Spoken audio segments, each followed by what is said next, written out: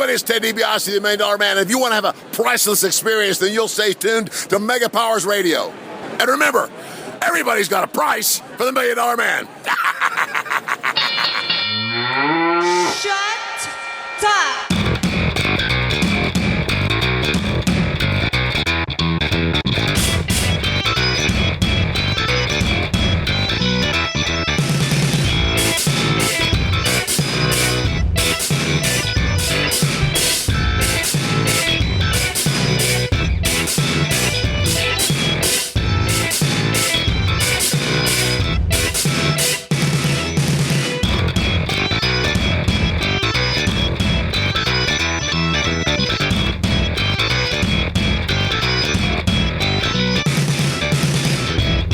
What's shaking, Mega Maniacs? It is the night after WrestleMania, the biggest Raw of the year, and you are tuned in to MegaPowersRadio.com for the most interactive post-Raw experience available and the biggest interactive post-Raw experience available. Therefore, if you're using middle school math logic, let's bring it back to that. That's a fun way to start off this show, right? Let's talk about middle school math.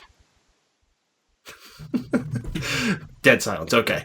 We had a super awesome night after Mania, guys. All the stops that you expect them to pull have been hit. Big returns, big debuts, title changes, everything you pretty much wanted to see with this, they did it. So anyone who tried to find things to complain throughout this week, good luck finding it tonight, because this is pretty much as good as Raw gets. But we do want to know what you out there has got to say, what you thought was awesome, and for that matter, if you did hate the show, I really want to hear why, because I would have to hear a pretty damn strong case if you're going to throw that out there. But if you got it, we want to hear it. Tweet to us at Raw Post Show. Put it on the voice widget on MegaPowersRadio.com. Drop it in the chat room. In fact, let's give shout outs to the folks who are here nice and early. We got a packed room tonight. Already in the chat, Dustin Blake. We got Wazili, Sean Walker, Drew White, Crichton, Kenneth Cade, Dane Quinn, Carl, Angie Pie, Ben Guest One, The Silent Wind of Doom, Lucha Underground fan, AP Styles. A few new names in there, so extra shout outs to you guys. Thank you for tuning into the Raw Post Show here on Mega Powers Radio. Feel free to get yourselves into the chat there. Yeah, I see you there, AP Styles. Thank you for popping in. Remember, everyone out there, wherever you're listening, I see there's some folks listening elsewhere. If you want to get into the chat, navigate yourself to the Mixler page, get yourself registered, you'll be able to join them in there, or join us with the other means, the Twitter and the voicemail. What a show we had tonight, guys. So many cool things happened, but we're going to get things kicked off talking about it with the usual panelists of the Mega Powers Radio crew. First off, my name is Mike Payton, station director here at Mega Powers Radio. With me tonight, the main man of SmarkOutMoment.com, the host of Smack Talk, Mr. Tony Mango. Yo-ho, what's up, everybody? The now training MMA star, Steven Juego. Ow. That's a pretty appropriate response. And with us tonight, I'm not sure if this is the Raw Post Show debut of Mr. Kalen Ferris. What's happening, everybody? All right, folks. We have so much to talk about, and the way I start things here is I ask what the biggest thing you walked away from this show with. So, Kalen, why don't you take that charge? The number one thing I walked away with, it's safe to say that the Raw After Mania is consistently the most entertaining WWE show of the entire year, and tonight was no exception to that. I had such a blast.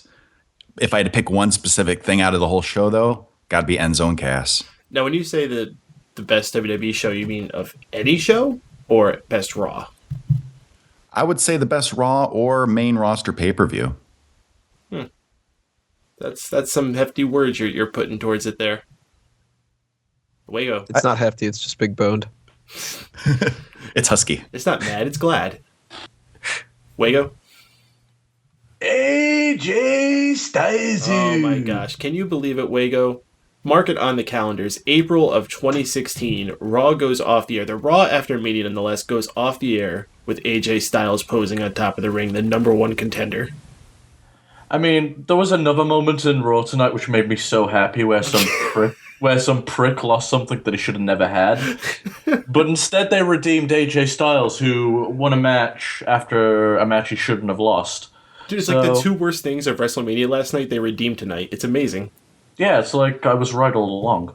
But yeah, so very happy that AJ Styles is not just leaving Raw like the main man, the spotlight on him, but he's got a title match now, and no one can take that away. Then again, Kevin Owens could attack him, I guess. Tony, number one thing you took away tonight. Kenneth Cade actually just put this in the chat, and I wrote this down well into the show, and I kept adding more and more to it, but it proved itself right. No Cena, Rock, Undertaker, Brock, Triple H, Stephanie, Wyatt family, Dean Ambrose, still the best episode of Monday Night Raw in years. Well, there was Wyatt family. Oh yeah, they did Yeah. pop up. All right, And they were forgot to get actually rid of pretty that. on point. Yeah, there was a Wyatt family babyface turn, dude. There was an Eric Rowan babyface turn tonight. How could you have forgotten this? Well, I mean, then you just still think got about no it. Cena, Rock, Taker, Brock, Triple H, No. Stephanie, or Dean Ambrose. All those yeah, Dean Ambrose was the weird one. I bet he's just feeling like shit after last night. I gotta Everyone was imagine. laughing at us, but Eric Rowan just had a WrestleMania match with The Rock, just had a big babyface turn coming off it. He's coming for that Hall of Fame. But it still ended up, despite that, being an amazing episode of Raw. Oh, absolutely. Absolutely. This may be my favorite episode of Raw. Since 5-6 years. I would say since that one when Brock came back. That was a pretty awesome episode of Raw. That was like the first real big Night After Mania Raw in quite some time. That's when this whole tradition really like came into like being a thing. I mean, they've been doing big nights after Raws for a long time, but nothing like they did that night. That's where they started going super hard, almost to the point where the Night After Mania is almost like a pay-per-view level show. It does feel like it, doesn't it? Like, I was Absolutely. more That was excited my for point, this yeah. than I thought that I would end up being for like Payback or something. But Yeah, I enjoyed tonight more than a lot of the pay-per-views. Before we go any further, I mean, as much as people always want to shit on WWE, just think of the level of high-level programming they had to bring you this week. They had to bring you a top-level show for their undercard developmental program. They had to bring you their biggest show of the year, and they had to bring you what a lot of people are expecting to almost be bigger than that bigger show of the year, but on a television show. This is what they had to put together, and I gotta say, at the end of when this is all said and done, they're finally gonna go home and rest their hats tomorrow night. I think they did a crackerjack job. let's just hope that they don't go, man, we had such a great set of things. We can skip out on Payback. And have like the next 5 weeks just be utter garbage or so. And if it keeps this trend going, this is awesome. Absolutely, absolutely. I mean, last year I believe they went to the Carolinas after WrestleMania, and it ended up being pretty bum shows. But then there was also times I know they went to England, which I think is what they're doing now, and had like fire shows for the next couple weeks. A lot of Inferno matches. I believe one of them did involve an Inferno match. Well, that's why they got that blowtorch with the Rock, you know. Oh, Gonna use it like that. yeah. That was Let's see what that was the so dumb. tickets say. All right, well, we got big things to run down here, but none probably bigger than the fact that we crowned a new number one contender tonight. Roman Reigns came out. We should probably talk about this first. Our new WWE champion after last night's WrestleMania. Not very well liked. to put it That's mildly. one way to say it. Yeah. I've never physically seen booze actually eject someone out of a building, but this was pretty damn close. Like, he went out there, to his credit, he tried to work against it as much as he could. He didn't seem to get too nervous, as opposed to someone else that we'll speak of, or the crowd really got to them. He held his own there, but man, the crowd just does not like him. And I don't know if this is going to lighten up when they go anywhere else. It's interesting that he's going to be wrestling a babyface in his next title match. It is very interesting. And that babyface, we would find out, because he goes out there and he pretty much makes an open challenge, but it's answered by 4 people. Chris Jericho, AJ Styles, Kevin Owens, Sami Zayn. So somehow, we'll get to this, Shane McMahon is in charge of Raw tonight, and he decides that we'll have a fatal 4-way for this match. Before we get there, though, Kevin Owens attacks Sami Zayn, takes him out of action for that match. So we have a mystery spot in this, which ends up being filled by a returning Cesaro, which is, of course, another one of these amazing surprises tonight. We'll get in depth with that, but the whole thing I'm leading all of this up to is that we have this Fatal 4-Way match, kick-ass match. AJ Styles, though, pulling out the victory, now the number one contender for the WWE title for Payback, I assume. So, AJ Styles versus Roman Reigns. Who would have ever thought this match we would have? Wago, I know you're the most excited to get into this. I don't know if the match is going to be good, but I'm sure as hell going to watch it. And I've got a lot of faith in it because Roman's been pretty good on pay-per-views other than WrestleMania, apparently. It was just weird. It came out of left field. I thought they were going to go with Jericho, to be quite honest. Never happened. I'm just very happy AJ Styles is a main eventer, and fuck, it's about time. It happened very fast, yet it doesn't feel rushed, I guess. It's I think he's been so long. He's been so long out of the company, wrestling at such a high level that majority of wrestling fans know who he is by now. So yeah, he's not quite Sting, but he's basically like the Sting of this generation. Mm-hmm. So it was really awesome just that they, even though he lost at WrestleMania, that they've redeemed it and they've given him a strong position on the card. It's going to be very interesting seeing where this feud goes forward, if you can call it a feud yet. Very interesting. It leaves a lot of questions. Interesting to see how they play that out. It leaves more questions than it does anything. Tony, I know you've been calling for the Roman Reigns heel turn for a long time, but AP Styles also mentioned in the chat we could possibly see a AJ Styles heel turn with a Bullet Club debut. No, not happening. This is totally a Reigns heel turn. But to start off the show, I thought this was really funny. They're like, welcome to Raw. Warning, they're going to boo Roman Reigns, but you're not supposed to. Anybody else kind of get that? Yeah, totally. JBL just kind of like, a lot of people here boo people that they don't normally boo. So don't hate Roman, please. It's But if opposites they day. go with this, then this is great. Now, I'm just, anything can happen. Last night I had down Roman Reigns versus ? For Payback. I was like, I don't know what the hell they're going to do. AJ Styles is totally not who I would have assumed. And when Cesaro came out, I was like, oh man, they're going to give it to Cesaro and he'll just take the fall. But, this looks more and more likely like they're going to actually do a Roman Reigns heel turn. And if you have a situation with Triple H and Stephanie not actually in charge, you're going to need that top heel. Could just be Roman. Now, you were mentioning earlier about what crowds did they go to. That could play into this quite a bit. And I looked at the schedule.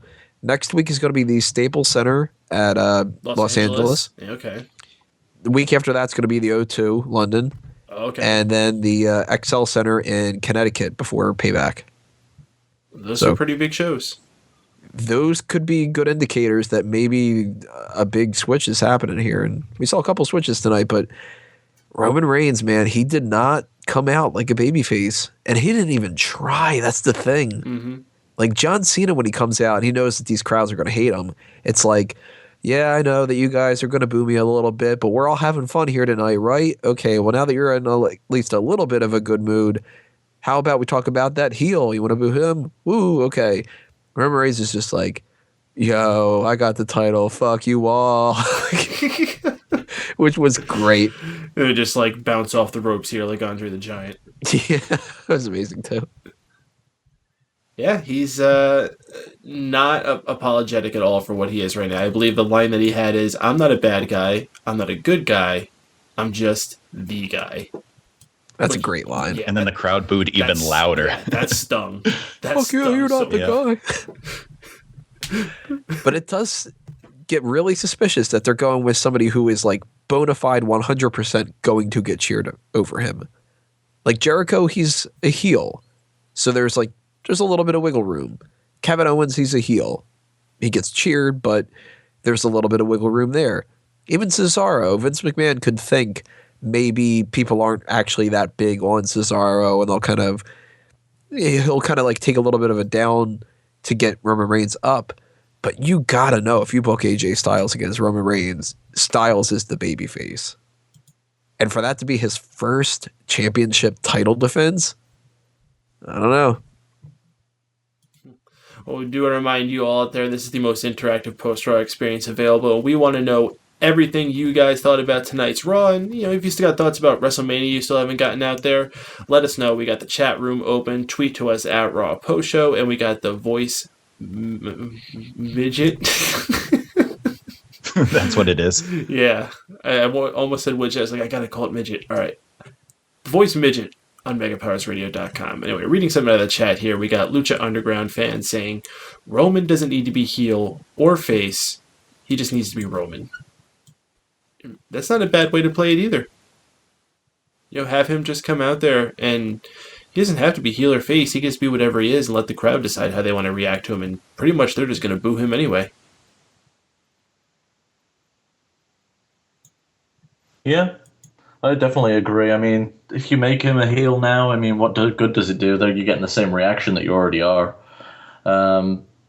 They've invested so much into this babyface character, they might as well fucking run with it. And if it means Roman gets to be a little more himself, he might actually get organically over. I doubt it, but shit, at least they're reacting. There's two people that were really missing tonight. AP Styles brings up, where were Ryback and Kalisto tonight? Ooh, well, There were a lot of people missing tonight. I'll tell you where Kalisto was. On Superstars beating Bo Dallas. You're fucking kidding me. Yup. So great job making that United States title win mean something at fucking WrestleMania. So you build Ryback up to lose to the small guy who has zero credibility as champion, and then you have neither of them on Monday Night Raw because your United States champion has to beat a jobber on your program that nobody watches. Jesus fucking Christ. Get rid of the goddamn belt. Just give it back to Cena. We want to see the open challenges again. That was interesting. Oh, please have Cena come out here and just destroy Kalisto. Actually, I'm fucking with Tony. Just get rid of the belts. It's proven that no one else can do it unless it's fucking John Cena. So then just let John Cena hold it the rest of his career. Yeah, I'd be okay with it. I'd actually be perfectly okay with that. Yeah.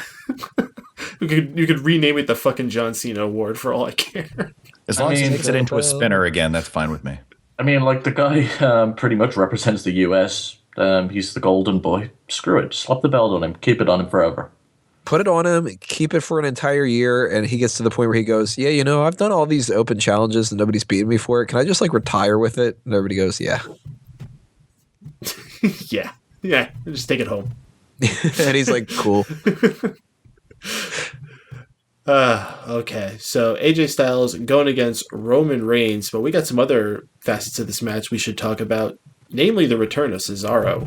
One of the big returns that we saw tonight, we heard he was cleared in time for WrestleMania. We thought he may appear in that Battle Royal. Not the case, although we got a lot of other cool surprises there. They saved it for the night after Mania. You guys hyped to see Cesaro, and are you a little bit upset that he didn't win? I'm not bothered that he didn't win, as long as he came back in a big way. And he did. Everybody was happy about it. He got a main event match. Who knows what they're going to do with him here on out, but we needed Cesaro back. The roster's that thin. With that said, they filled a lot of holes tonight. Yeah, look at this, though. If he would have returned at WrestleMania, they needed that spot for Tatanka. Come on. That's true. Were they going to have Tatanka come in tonight to fill that? Well, actually. Right. No, you know what?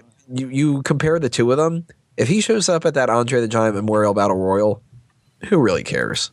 It would have been kind of cool compared to if that would have been I don't know.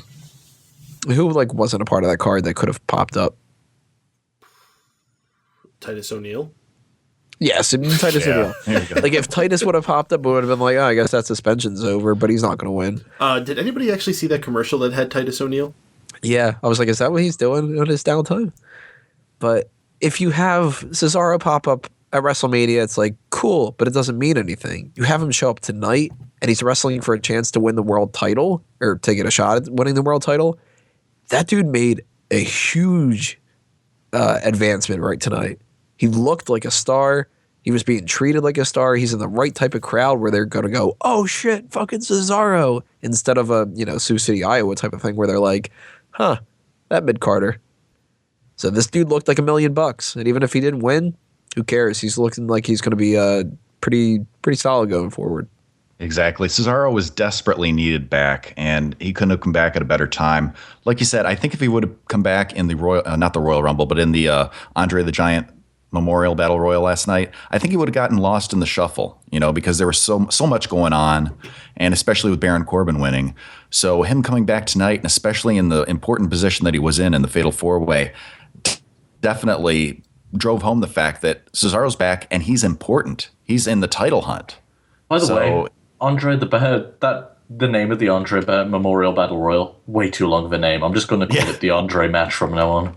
So Peyton last night called it the Andre the Memorial Battle Giant or whatever. You just were about to call it Andre the Battle. Andre the Battle. It is a tough name. It's kind of a tongue twister. It's a mouthful. And now they've been adding third annual to it. Can we just call it the Peanut Match? This is just a giant statue of a peanut. That's what they win. Of Mr. Peanut. So everyone out there listening, just letting you know, you're going to want to stick to the end of the show. I have a lot of things planned. The biggest edition of the games ever, including a return of one of your favorites. So make sure you're sticking around till then. Also, I'm going to reveal the final points for our fantasy league.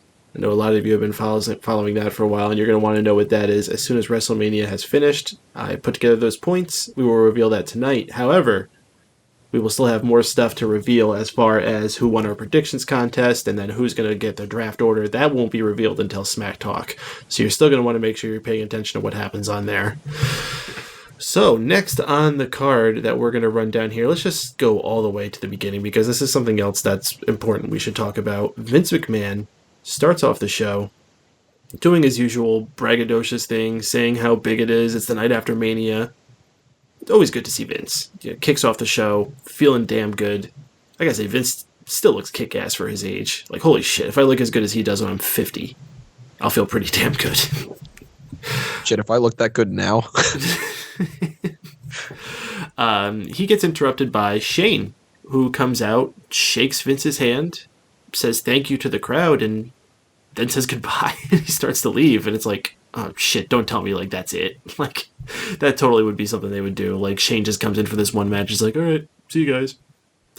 See ya. See ya. But Vince McMahon stops him and is pretty much like, what the hell, you could have charge of Raw anyway. It's kind of random, but there were little seeds shown of this where Vince kind of said he saw some like respect grown for Shane with that leap off the cage. Like, I can't believe he was willing to put his life on the line for this. I didn't know it meant that much to him. And on the flip side, he saw Stephanie and Triple H come out on the losing end against Roman Reigns. Maybe he's not too happy with them. Maybe in the end, we're still going to see Vince side with putting the power in Shane's hand. I mean, we already saw him put it in the hands for Raw tonight. Does that mean Raw going forward? I mean, there's so many questions I have for this. What I will say is, what was clever, giving him his first Raw that he's in control of, the Raw After Mania, you know it's going to make him look good. Oh, absolutely. Or if he bombs it, it's going to be really, really fucking bad. Well, it ended up very good, so helps the story going forward, but shit, it's another thing where I've got more questions than answers again. It's not a bad thing, especially after in the post-Mania season. I'm happy Shane's going to be putting in... trying to think of my words. Shane going to be putting the authority angle. It'll be a fresh change of pace. Mm-hmm. I'm hoping Triple H and Stephanie get phased out a little now that they've...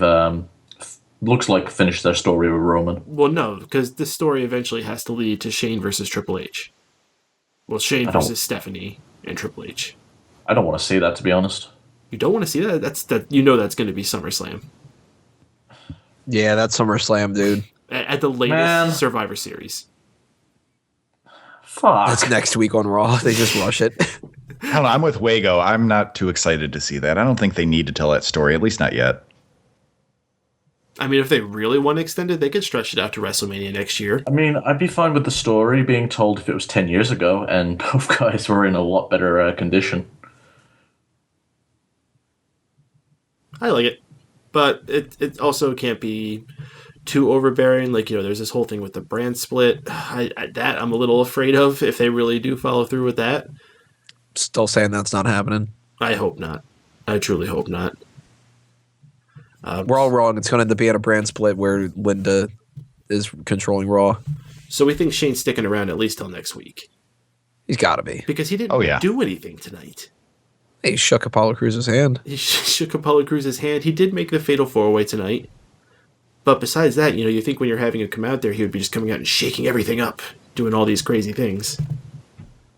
Like, hey, new guy's in charge. Well, you can kind of attribute pretty much any of the new people that have been added and the different, like, we had a tables match later on. It was like per Shane McMahon. They were kind of putting that out there a little bit. So even though he didn't directly do a lot of stuff on the show, they can kind of say, like, he's responsible for this or that and that. And just the atmosphere of Raw being the way that it was, you're going to kind of go, oh, man, Shane McMahon in charge. It makes an awesome Raw. And I think it works. That's fair.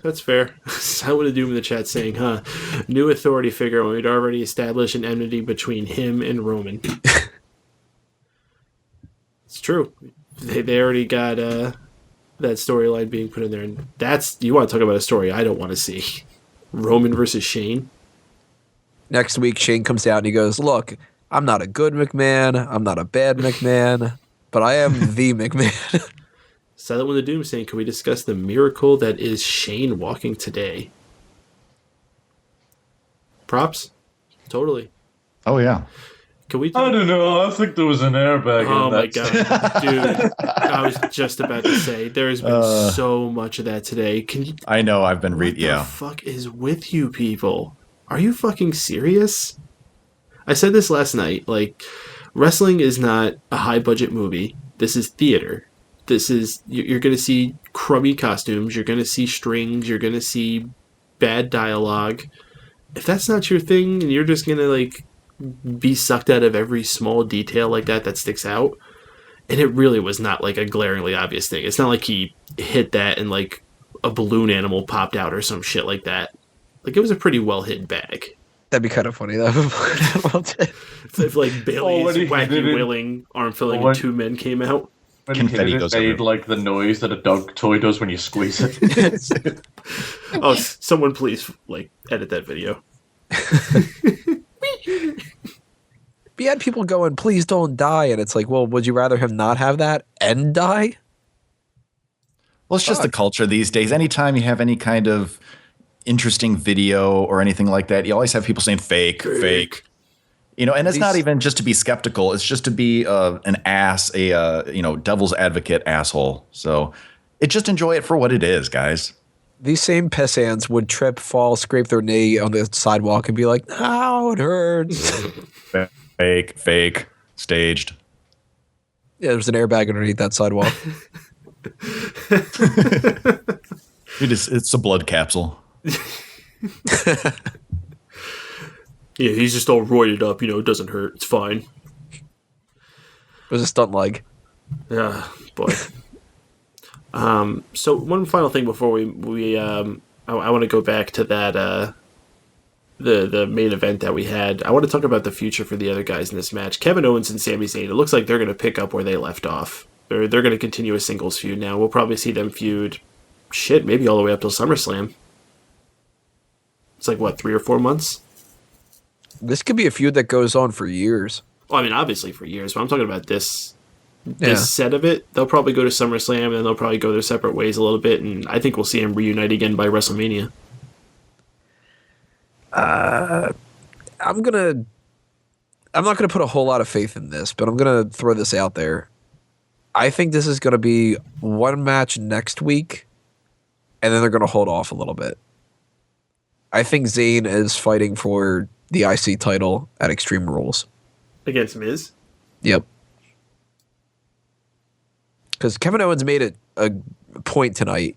Fuck that IC title, I'm going for the world title. And Sami Zayn made it a point to say, I'm new here, I need to prove myself. Mm-hmm. That makes a lot of sense. Oh, man. What if we got Kevin Owens versus AJ Styles? Way go. Come on. You would never hear a goddamn complaint about that from me, but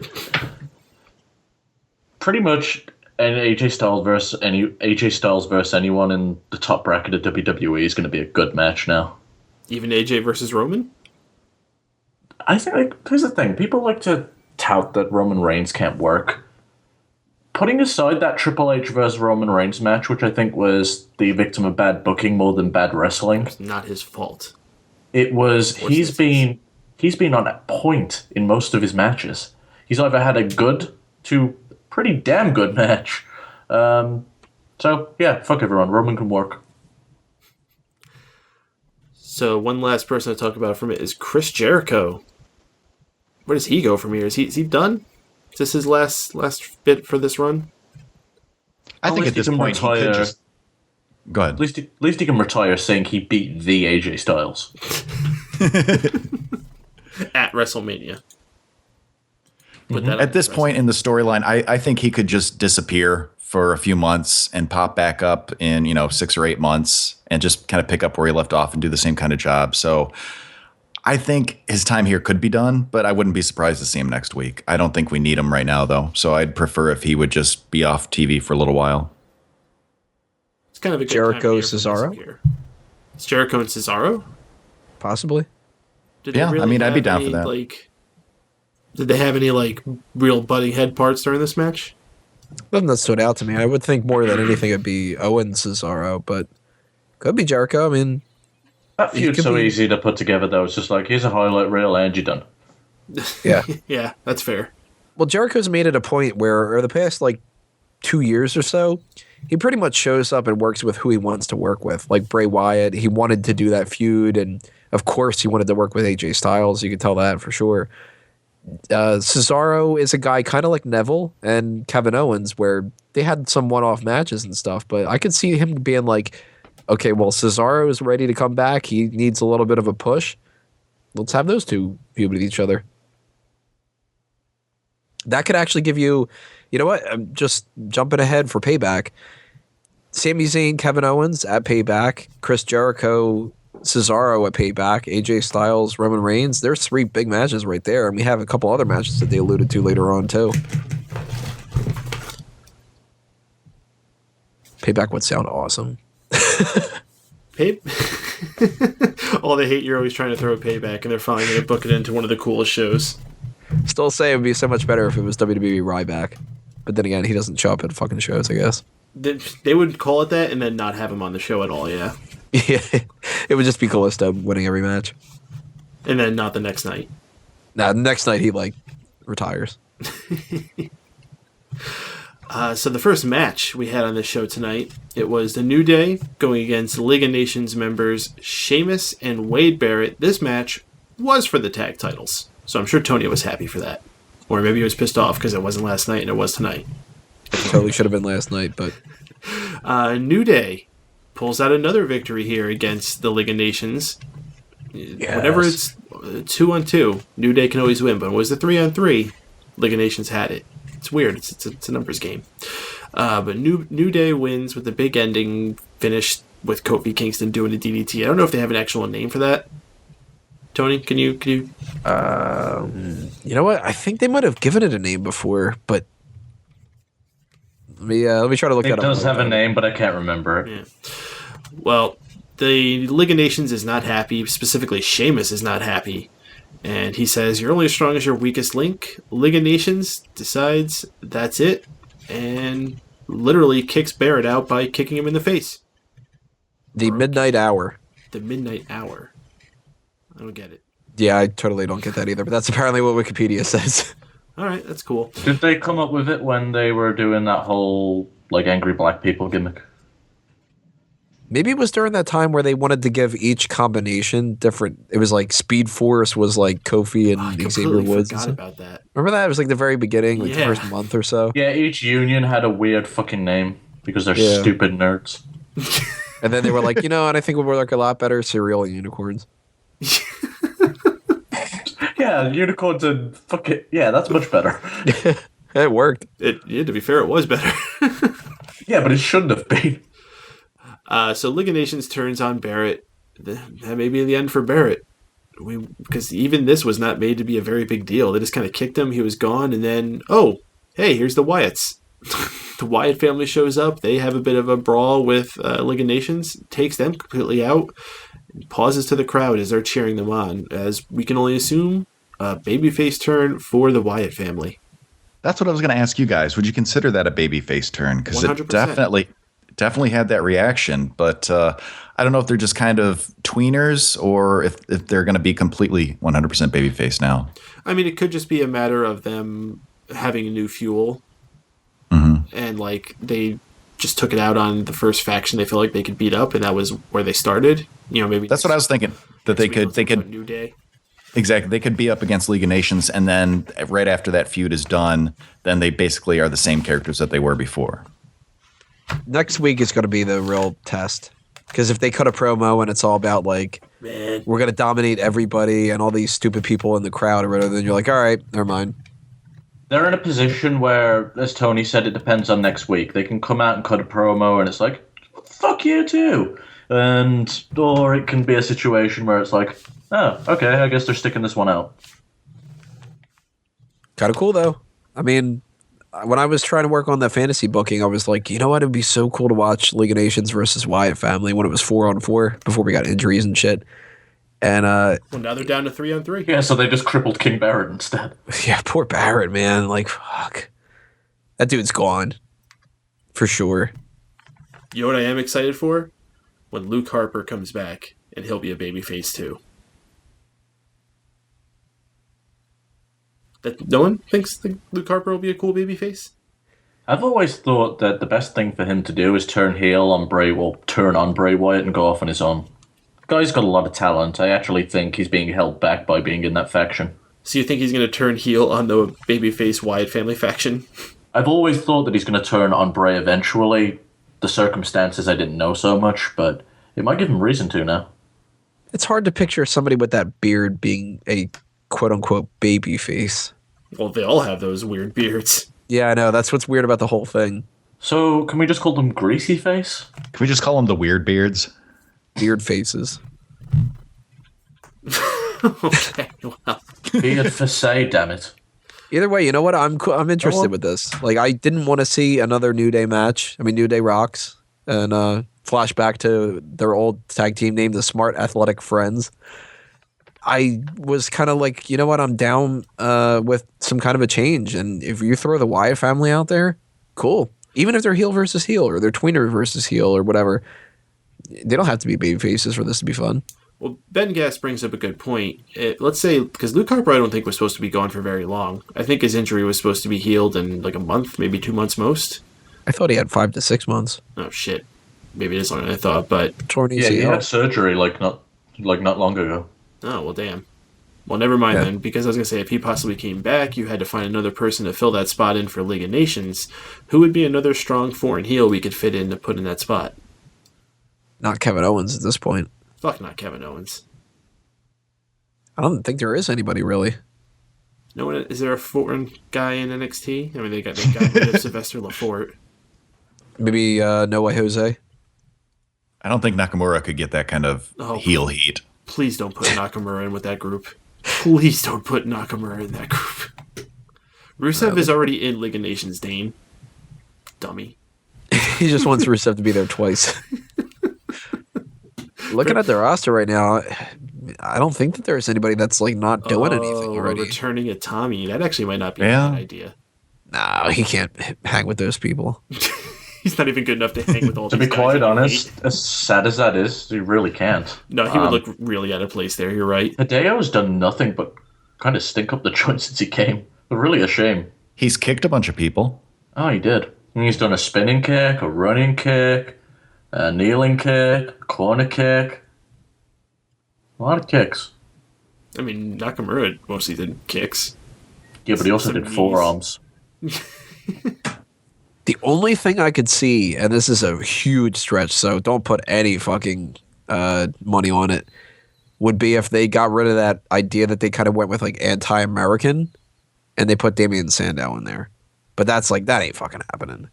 There's a better chance that Kalisto turns heel and joins it than fucking Damian Sandow, and that's not happening either. This is just 3-on-3. I mean, they could always just have Damien Sandow pretend to be any nationality they want. He just puts on like an accent. Ha ha ha! Damien Sandow. Oh, I am a Los Matador now. Speaking of Los Matadors, The Doors. apparently that was them in that Puerto Rico video, right? Yep. Am I Primo wrong? and Epico. They got fat. Primo actually didn't look that bad. Epico, though, holy shit, dude. You had nothing going for you before, and you got fatter. I don't care how many roses you smell. What the fuck were real those rosy. videos? This is how they repackage them? They're doing like greeting cards from fucking Puerto Rico? I didn't even Oh, realize that was Puerto part of the show at first. I thought that was just a random commercial. It was oddly placed. It was more like visit Puerto Rico. Like they were expecting like a carnival cruise or something to come up. You didn't catch that at first? No, For some reason, to me, I'm trained enough, I guess. I don't know that I'm barely paying attention because I'm assuming that there's going to be some kind of a commercial next. And in like 2 seconds into that, I'm like, oh, somebody's debuting. Something weird about WWE commercials.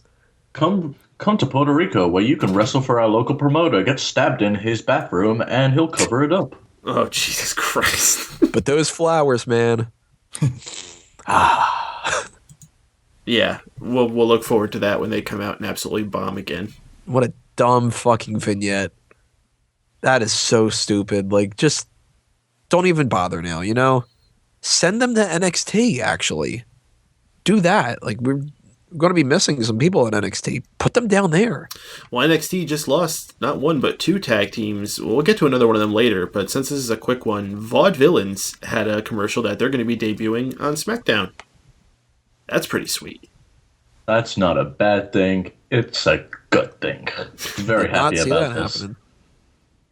You did not see... Oh, yeah. I mean, what else are they going to do with them down there? They already won the titles. They're already kind of cooling off down there, so I think it's time to bring them up. They're not going to refine their gimmick too much more than they have. I think the biggest thing is I didn't see it happening because I never see SmackDown. Well, What do you guys think about them putting them on SmackDown for their debut rather than Raw? it's fine. You can't overload the Raw After Mania, and you should, why not try to make the SmackDown After Mania somewhat special too? They'll wrestle on Raw eventually. Next week. What'd you think? I was thinking maybe they could hold them off for a couple weeks and debut them on Raw, but I mean, I guess Debut everybody in doesn't England. have to debut on Raw. What's Yep, that? I'd say hold them off and debut them in England. Yeah. 1 week and then bring them when they're in out in England. Skip Los Angeles. It might be a tough sell, though, for some of the people. Like, there's a lot of people that they can come up from NXT and they've got a pretty basic gimmick. And even if you're not somebody who's a part of that, like you watch all the shit, you check out the internet sites, all that other kind of stuff, you can kind of get on board pretty quick. Vaudevillains is fucking weird. Like, I love it, but there's going to be people that are like, who the fuck are these jobbers, you know? I don't know. I And- think people are really going to gravitate towards it. I think it's so colorful, yet it's funny because it's monochrome and black and white. But I think they're just so I think we're going to start being a lot more accepting of characters like that. I think that era is going to come back. I think people are really tired of the plain two-dimensional guys that we've had for years and years now. They just need to make sure whatever they do, don't book them like the Ascension. Oh God, no. These dudes cannot bounce back from a shitty couple of first weeks. Even the Lucha Undergrounds, the Lucha Dragons, they'd be doing much better if they were the Lucha Undergrounds. But the Lucha Dragons, they came in and they had like one match where they won and like 5 that they lost or something. And it was like nobody gave a shit after that. See, that's If exactly the what I was Vaudevillains come worried out- about. And they went on SmackDown against like whoever the fuck, who cares? And then they come out on Raw and they beat 2 jobbers or something like that, like R-Truth and Goldust. Nobody's going to care about the Vaudevillains. And then 2 months down the line, they're going to be like, oh, these people are terrible, just like that Tyler Breeze fuck that we didn't do anything with. Don't fuck it up, WWE. That's what I was worried about when I saw that they were going to debut this week, and also with Enzo and Cass, because I think wasn't it the Raw After Mania last year that the Lucha Dragons debuted? Wasn't it that night? I think. And then yeah, exactly. Saw what happened with them. So as soon as I saw these premieres, I'm like, please book them wisely. Do not destroy these guys. You gotta give them something to work with here. We want to know what you guys think is going to be in the future for Vaudevillains or anyone else who returned or debuted tonight, let us know in the chat room. Tweet to us at Raw Post Show or use the voice widget on megapowersradio.com. It's the night after Mania. I know a lot of you got a lot of excitement going through you and a lot of opinions, I'm sure, as well. We want to hear them and get them onto the show and help spark conversation for us. You could also pose questions. Just try to make it actually sound like a question. We've had some people submitting some weird, stupid shit. We're not even going to play it, so don't even bother. All right, so we had a women's match on the card. We had Summer Rae, who was out there being freaking annoying. She gets interrupted by Sasha Banks, who comes out and makes quick work of her, takes her out with a bank statement. Really just trying to rehab Sasha Banks, I guess. Still unfortunate she didn't win last night, but whatever. This was one of the most blandest part of the whole night. I wouldn't say bland, more as pointless. It just didn't seem to serve any purpose at all. Yeah. It was cool. It was cool seeing Sasha Banks, and she dominated, but Sasha Banks versus Summer Rae, you knew exactly what was going to happen. You knew it was going to be a short match. You knew Sasha Banks was going to go over. And I mean, it didn't really accomplish too much in my opinion. Following up that, though, we had another NXT debuting star, Apollo Crews. Matter of fact, we had a commercial for this before we went to break. Got people very hyped. I mean, this is a guy pretty universally liked down there. I mean, I haven't heard too much hate for Apollo Crews. I mean, you hear some people saying he's a little green, but at the least, everyone says he's got a bright future. Like Baron Corbin, a lot of people might think that this is a little too soon. Based on his match with Tyler Breeze, it was kept short. It stuck to his strengths. So they did a good job making him look awesome in his debut, but do you guys think he's going to be able to hang on the main roster? I think they missed a big opportunity to nurture his career very quickly. Had you had Samoa Joe win the NXT Championship, you could have had those two guys feud, and he would have learned so much from Joe in like a really short amount of time. So that's a shame because I think that's a missed opportunity. But I don't think he's. I think he's ahead as far as like who's more green, Baron Corbin or Apollo Crews. But this is pretty much sink or swim, so we'll see how he does. I'm not quite so sure he's on the main roster yet. You think this is just like a one-night preview? Yeah. They could they wouldn't have done that. They kind of made it somewhat of a big deal. Yeah, but I think that might be a way to get people to watch debut. NXT. Just like if you haven't seen this guy in NXT, you're missing out. We got all these other guys coming up. Yeah, maybe check just out because who's they're next. all in the same area for the weekend. Maybe just take advantage of them on Raw for a little bit. Yeah. But I feel like if they did that, wouldn't they make like a full NXT match, like have him face another NXT guy? Yeah, they would. If you remember, they actually did this before. They had the Fatal 4-Way takeover special coming up, so they actually had a tag team match out of those participants, put NXT up in on the screens, all the logos, and it was just one big advertisement for it. If this was an advertisement for NXT, I think they would have made more of an effort to show it. Yeah, I mean, that's true. I think they did try to push NXT as an aside. They definitely mentioned it both for him and for Enzo and Cass. They said, if you haven't been watching NXT, you wouldn't know who these guys are. So, they're definitely making you feel like an idiot if you haven't been watching NXT. But I think this is Apollo Crews coming up. Very likely that it could be. I mean, I wouldn't be shocked if he doesn't, but I wouldn't be shocked if he does either because, I mean, everybody else did. So, you know what I mean? Well, Tony, do you think he's going to hang? It's tough. We still have a couple injuries, and he could take Neville's spot. But when people start coming back, it's going to get rough. Is he going to come out with like the cape? Oh, that'd be great. I think the bigger question is, are you saying Cruz is on the Neville level? He's close. He's like 75, what's Neville really maybe done since being on the main roster? He never won any Get championships. to level right? 77. He had a match with Stephen Amell. Yeah, but I was just because Neville wasn't doing anything else. But I mean, the biggest test is going to be like 3 months from now or so. When we get like Rollins back and we get the people that didn't show up on the show tonight, like we were talking no Dean Ambrose, no John Cena, those people need time. And eventually we're going to see Apollo Crews popping up on the main event, and that's not going to do him any favors. Then again, maybe we'll just have our United States champion be on the main event and shit.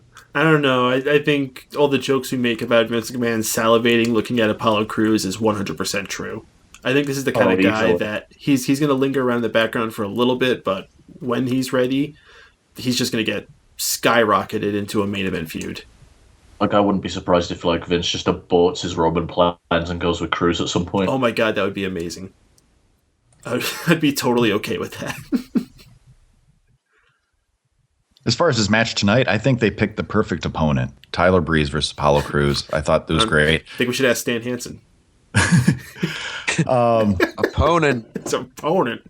No! And because Tyler Breeze is, people call him a jobber. Well, he's a great enhancement talent. He can put on a good match and basically make anybody look good, I think. Didn't they have a match before? Isn't that who he made his debut against? I think it might have been. Brooklyn? Yeah, I think that was I think I was there for that. Yeah. Yeah. And it's one of those things where the match was kept short. Apollo Crews was able to hit all of his key spots and made him look like $1 million and introduced him to a whole bunch of new people. So I think it served every purpose. It hit all those beats that they wanted to hit. And especially like the last shot of him just standing in the ring, just smiling with that big old grin, perfect. I think if they couldn't have done that any better with him debuting. Oh, wait, no, Breeze fought Liger at Brooklyn. Maybe I'm making it up. I don't know. Anyway. Oh, that's right.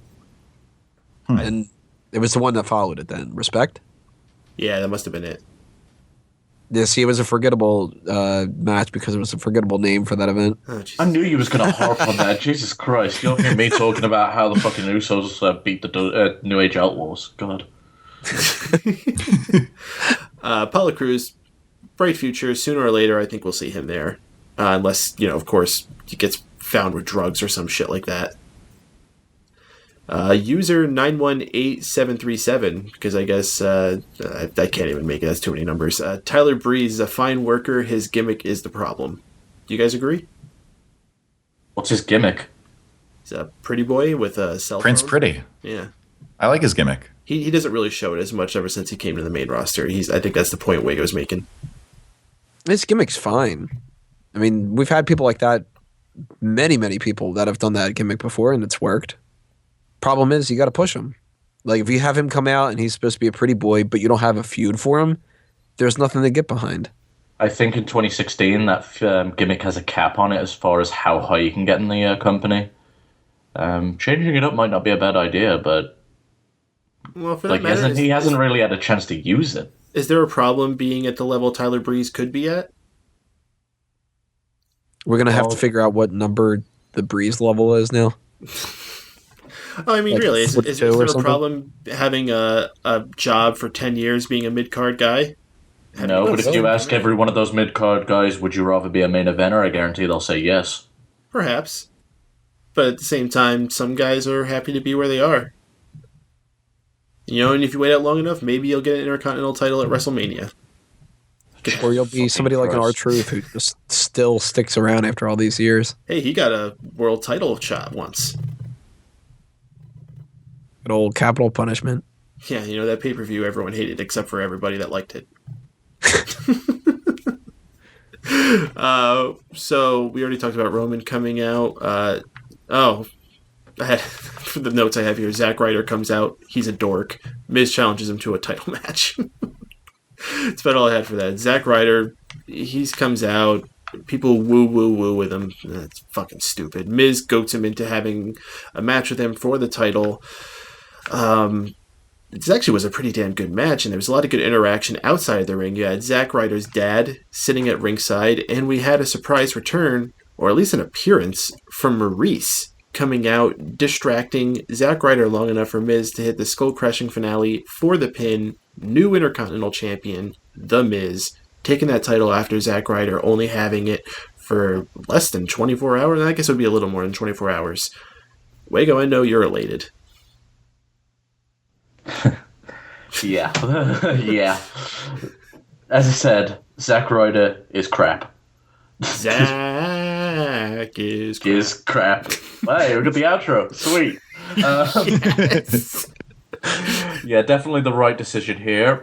a lot of people are upset that it was The Miz that beat him. The Miz, as I've said before, and I think a lot of us have said, very underrated talent. Can actually go in the ring now. Easily the only, like, out of all the heels on the roster, he's the one that gets booed despite when the Smocks want to be an asshole.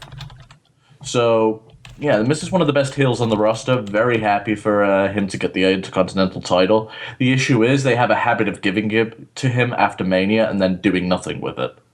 For a while, it would be they either gave it to Barrett or they gave it to The Miz. It's kind of crazy he's a 5-time champion. Mm-hmm. I remember when Razor Ramon became a 5-time champion, what a big mind-blowing deal that was. Like, holy shit, he got the title 5 times? And The Miz think about when Bret Hart was a 5-time world champion, and we have 13, 14, etc. Jesus. And Sting's got like 78, but he's not sure. Listen, I see people in the chat room defending Miz. I am by no means, I don't think anybody here is downplaying The Miz. We all love The Miz here. Am I wrong? Oh, yeah, everybody loves it. Yeah, I like Miz. Awesome.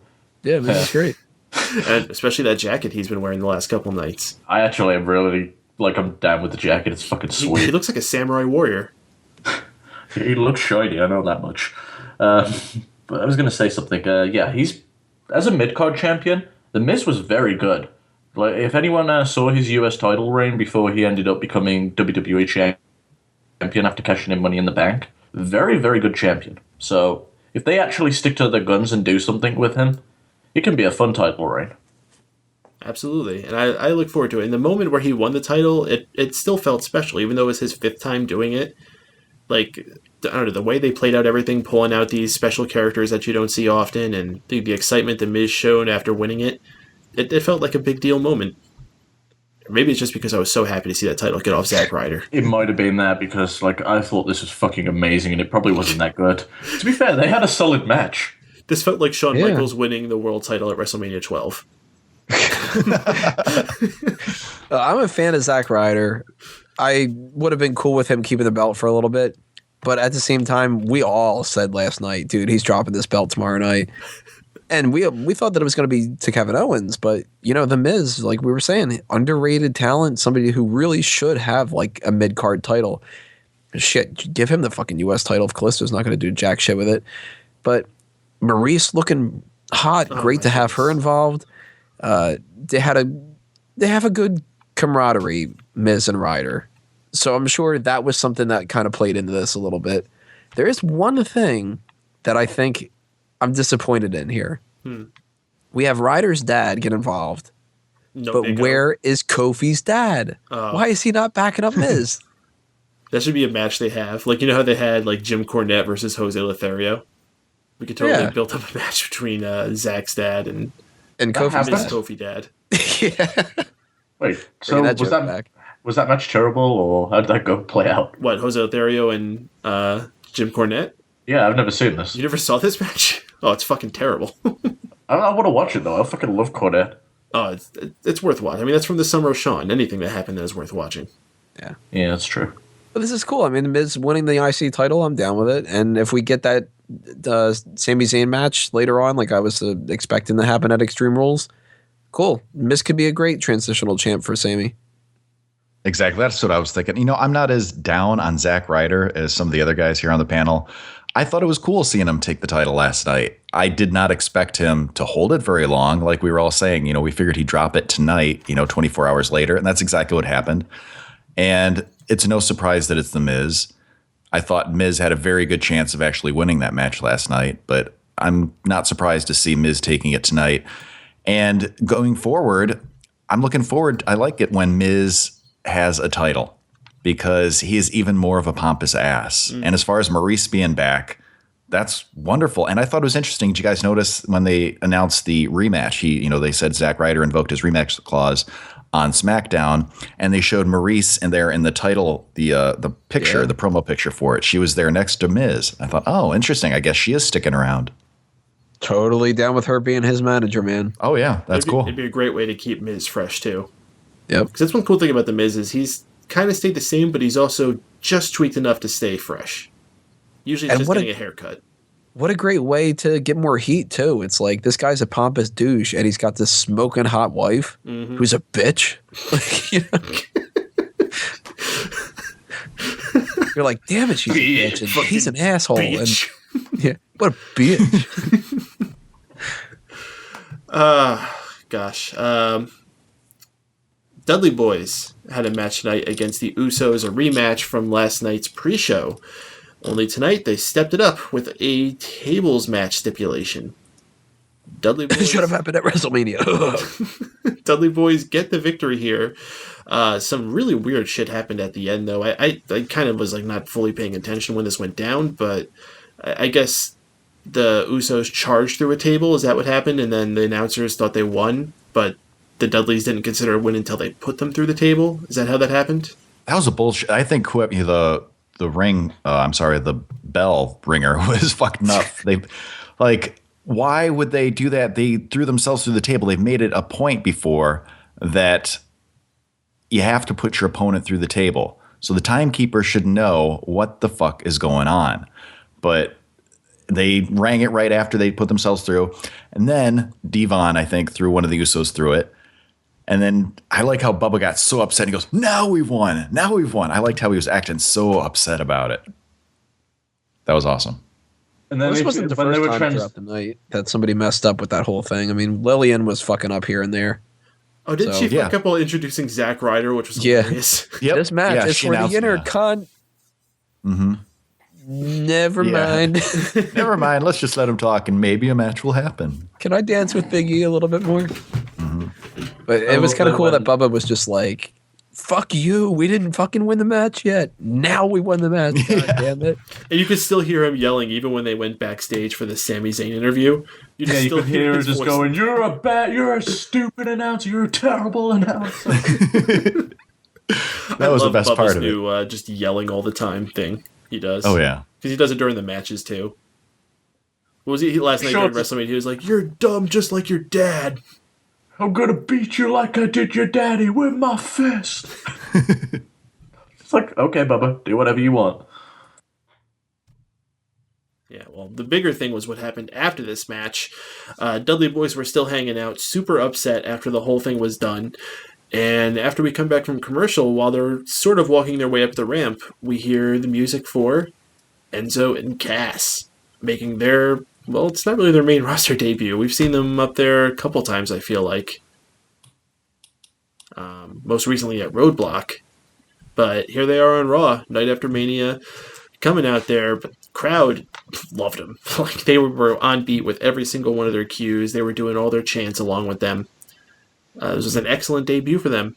And they called out the Dudleys. They made fun of them left and right. Their zingers were perfect. I don't think anyone could be upset with how they were displayed tonight.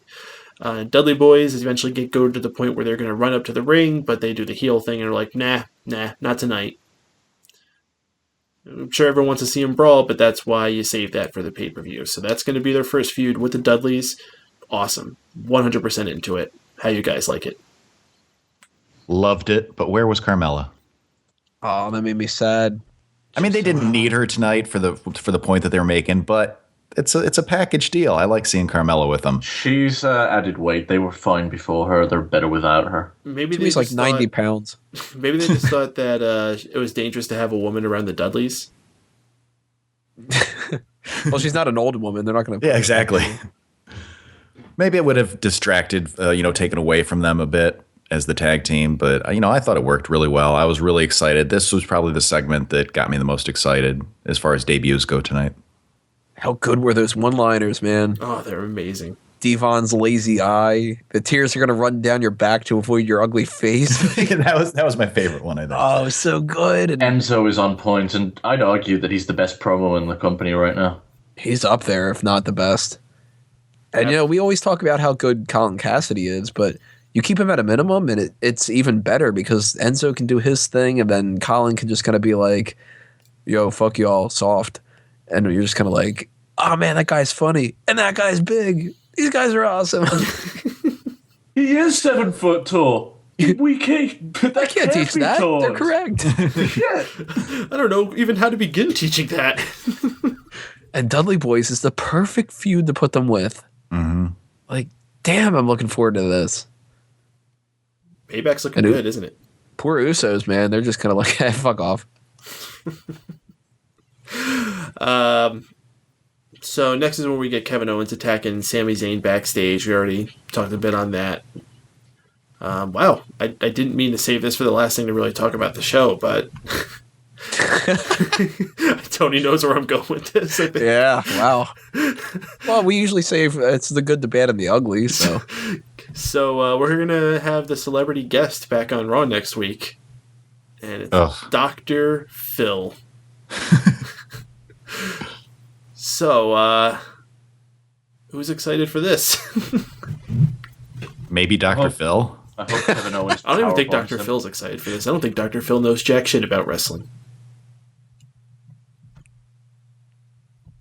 Probably excited to get a paycheck, though. He's probably just coming to plug some shit. He's not getting a paycheck. Some dumbass book none of us are going to read. Dumb book or some special he has coming up. Oh, that'd be amazing if Dr. Phil came out, like New Day just came out and made things super awkward for him. Yes. Barrett Corbin just killed him. Yeah. Let's do it. All right, folks. We are pretty much through talking about all the segments of Raw, but we are far from done here on the Raw Post Show. We have the biggest edition of the games of all time. We're going to be revealing the winner of our fantasy league, and we're still going to be taking your tweets, your comments in the chat. You can even still submit things on the voice widget on megapowersradio.com. But first, before we do all that, we're going to take care of the good, the bad, and the ugly. We're going to talk about the best part of the show, the worst part of the show, and the most must-avoid part of tonight's Raw After Mania. If you have a good, bad, and ugly, drop it in the chat. We'll read it after ours.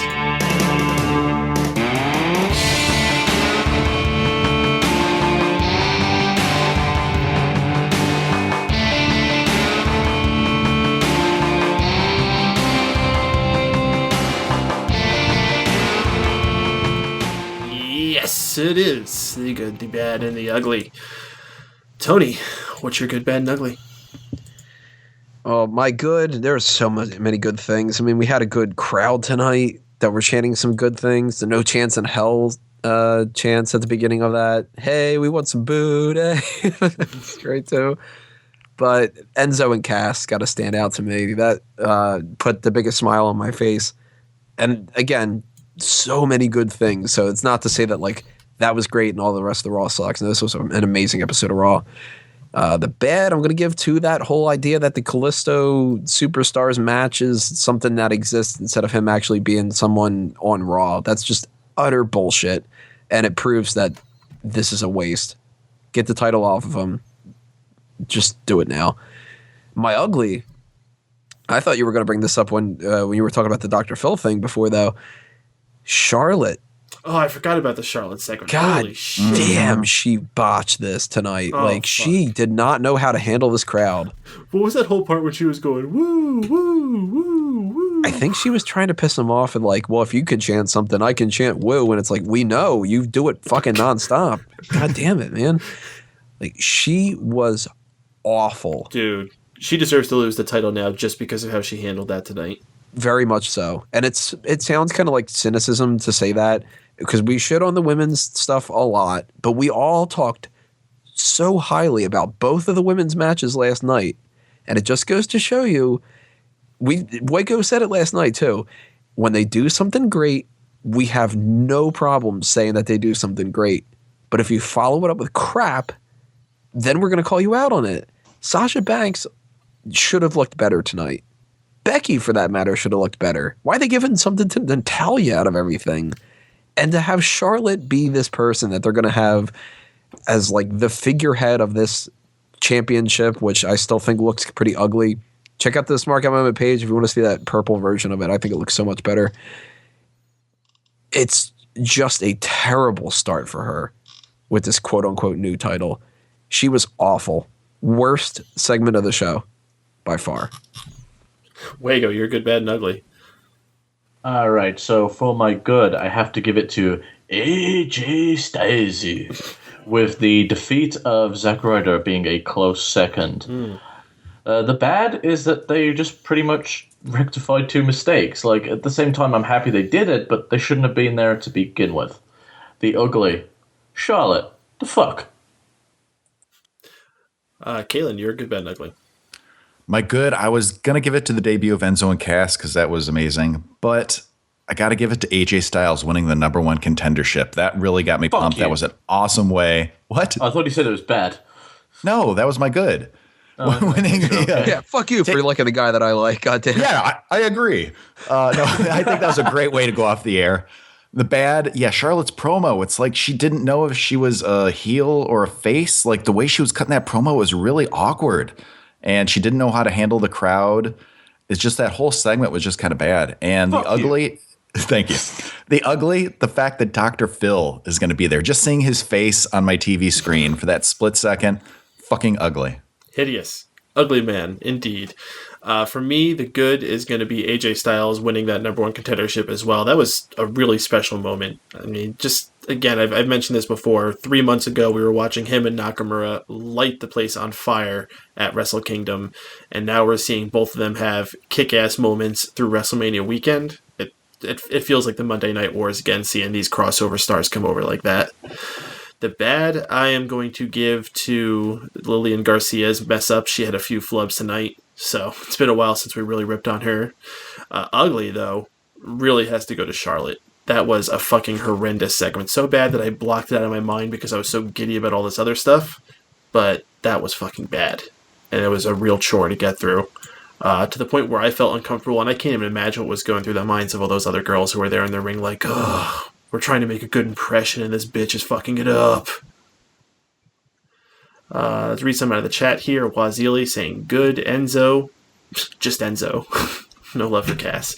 Bad, nothing really. Ugly, Becky's busted face. Ooh.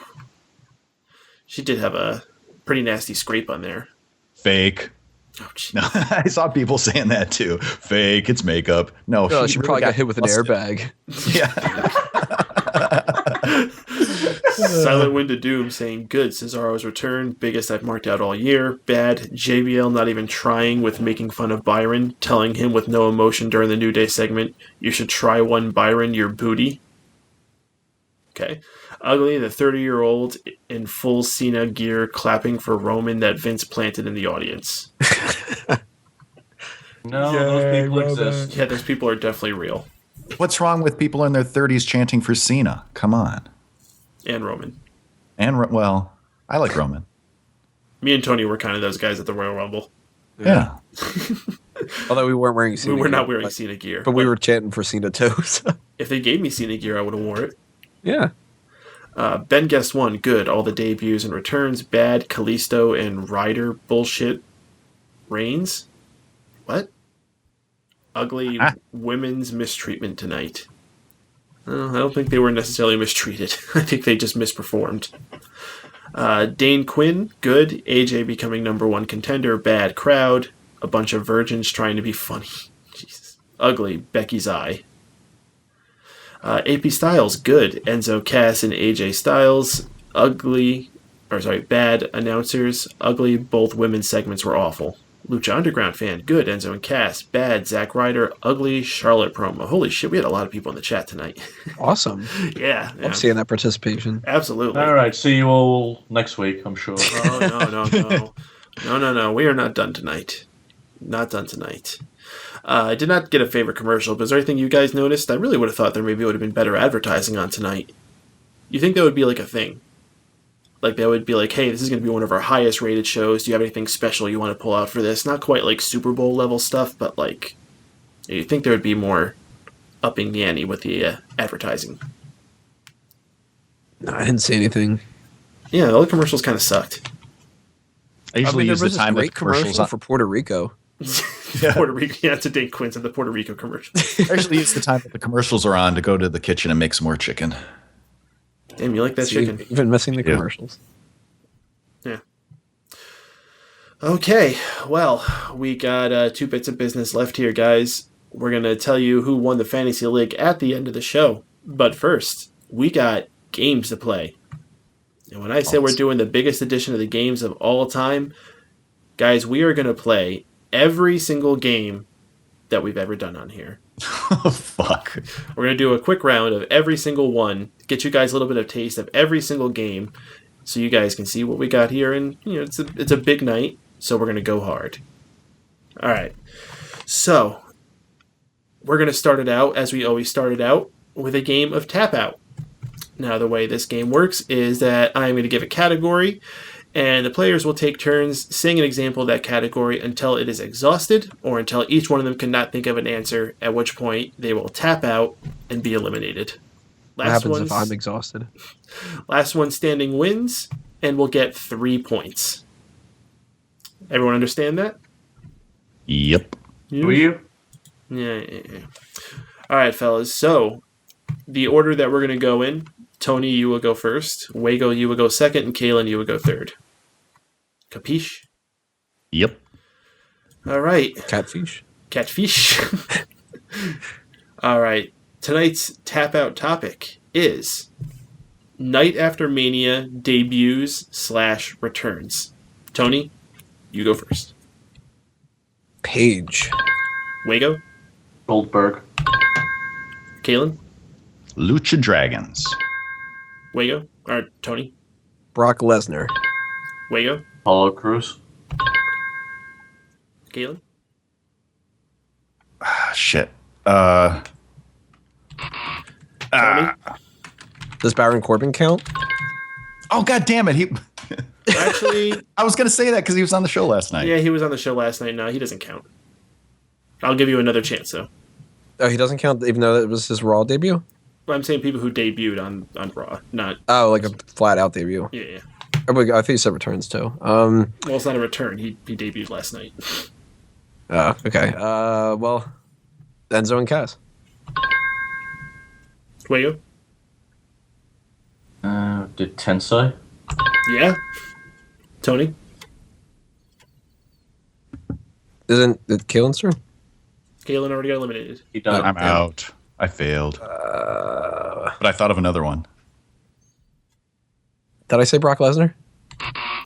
All right, Wago, you win this edition of Tap Out. Umaga. Umaga, yeah, would count. But you already won. Damn. I forgot Neville, right? Wasn't Neville one? Neville? Yeah, he debuted last year. Yeah. Fuck. Huh. I remembered it as soon as he hit the buzzer. Some other random ones I had here. Sheamus returned on the Night After Mania. Make some noise, X-Pac. Mankind debuted on the Night After Mania. Oh, that's right. X-Pac returned on the Night After Mania. That's when they had that reuniting of the new DX. Rusev debuted in the Night After Mania. Sin Cara. Kai and Tai. Mark Marrow. Never would have gotten these. When the hell am I going to remember Mark Marrow? Well, he was actually advertised to debut on the Raw After Mania on WrestleMania 12. I just mean, when am I going to remember Mark Marrow in general? When people pass around that stupid video of him doing motivational talks. Oh. You ever see that listed? People Yeah, always it's all to just share. like, my mom was somebody who I can cry about. Yeah, exactly. All right. So that's tap out 3 points for Wago, but still lots of chances for the rest of you to get into this. Next game we're going to play is Under the Hood. So the way this game works out is that I'm going to give you guys a topic, and you are each going to come up with 5 examples of that topic that you're going to type out. You're going to type that into the chat, and when I say go, you're going to hit enter into the chat. And we're going to do this with the Mixler chat. So you're all in the Mixler chat, right? Yes. Right. Yep. All right. So don't hit enter until I tell you, but you go ahead and type up your 5 examples. And the way this is going to be scored is that you want to have the most unique examples from everyone else. So It's only 5, though? It's only 5. Okay, I thought it was this many, period. It used to be, but this is easier. Yeah, I'm trying to keep it simple. So Yeah. 5 examples, and you want to keep them as unique as you can from the other guys. So, everyone understand? Yeah? Mm-hmm. All right. Yep. Oh, yeah. Remember, just type them out. Don't hit enter until I say. Fellas, your topic for this edition of Under the Hood is Samoan wrestlers. Samoan wrestlers. And it doesn't even have to be just ones from the Anoa'i family. Any Samoan wrestlers. I'm going to give you guys a few seconds for that.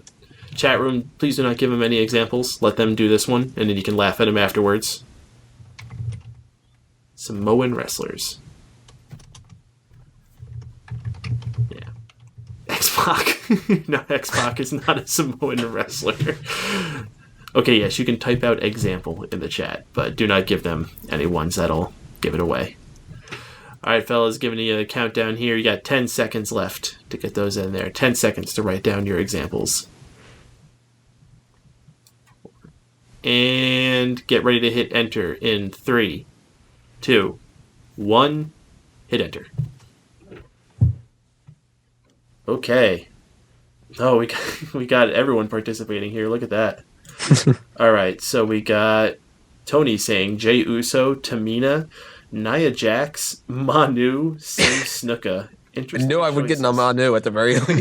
Kaylin Ferris saying Rikishi, Samoa Joe, Jey Uso, Jimmy Uso, Roman Reigns. So we already had Jey Uso crossover from the two of them. Stephen Wago saying Umaga. No one else said Umaga? Wow, No. Impressive. Barbarian, wow, that's a good one. Samoa Joe, that one Kaylin had. Yokozuna, nice, very cool. And Rikishi, which Kaylin also had. So, Kaylin, you had, 3 unique examples with Jimmy Uso. Actually, only Jimmy Uso and Roman Reigns. Only 2. Yeah. Not bad, though. Better than none. Wago had, let's see, Umaga, Barbarian, and Yoko. Yokozuna. So that's 3 more for Wago. And Tony had Tamina, Nia, Manu, and Simsnook. Tony gets 4. Nobody put I the Rock. knew you guys would do Samoa Joe. That's why I purposely didn't pick him.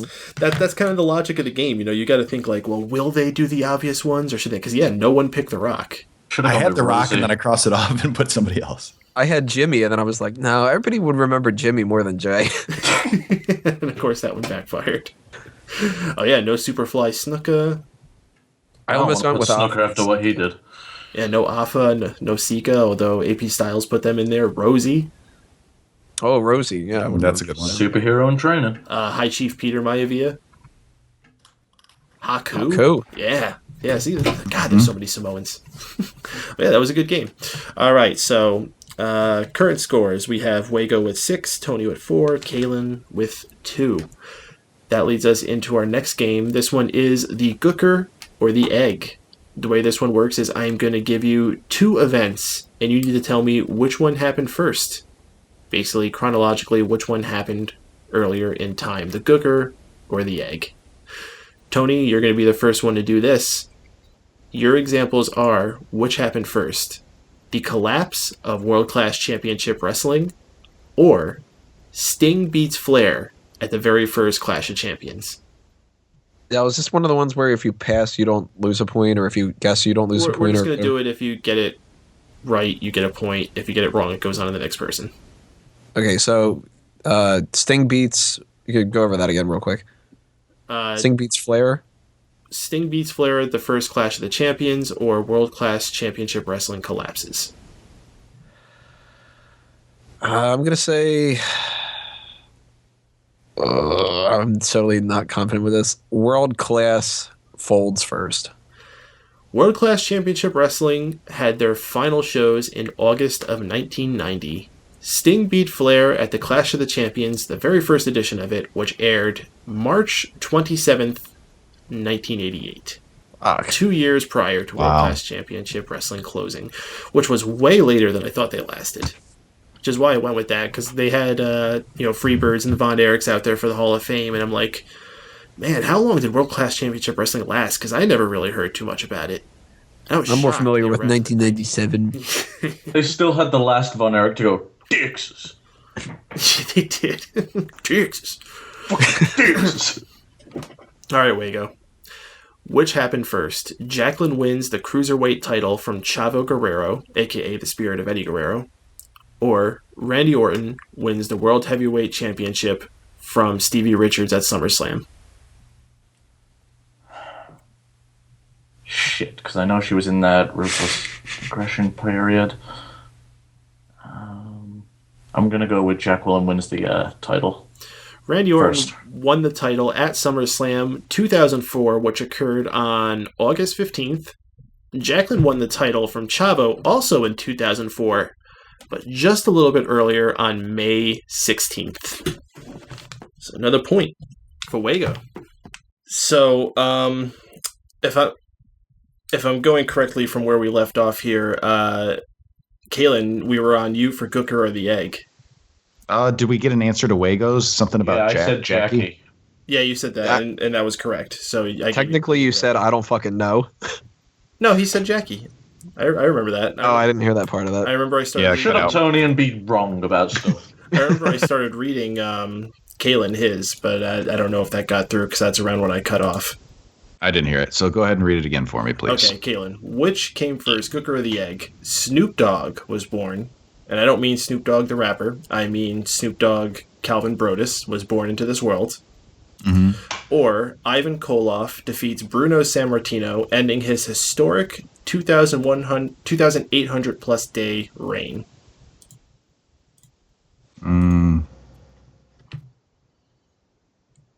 Let's see. I'm going to say Ivan Koloff was first.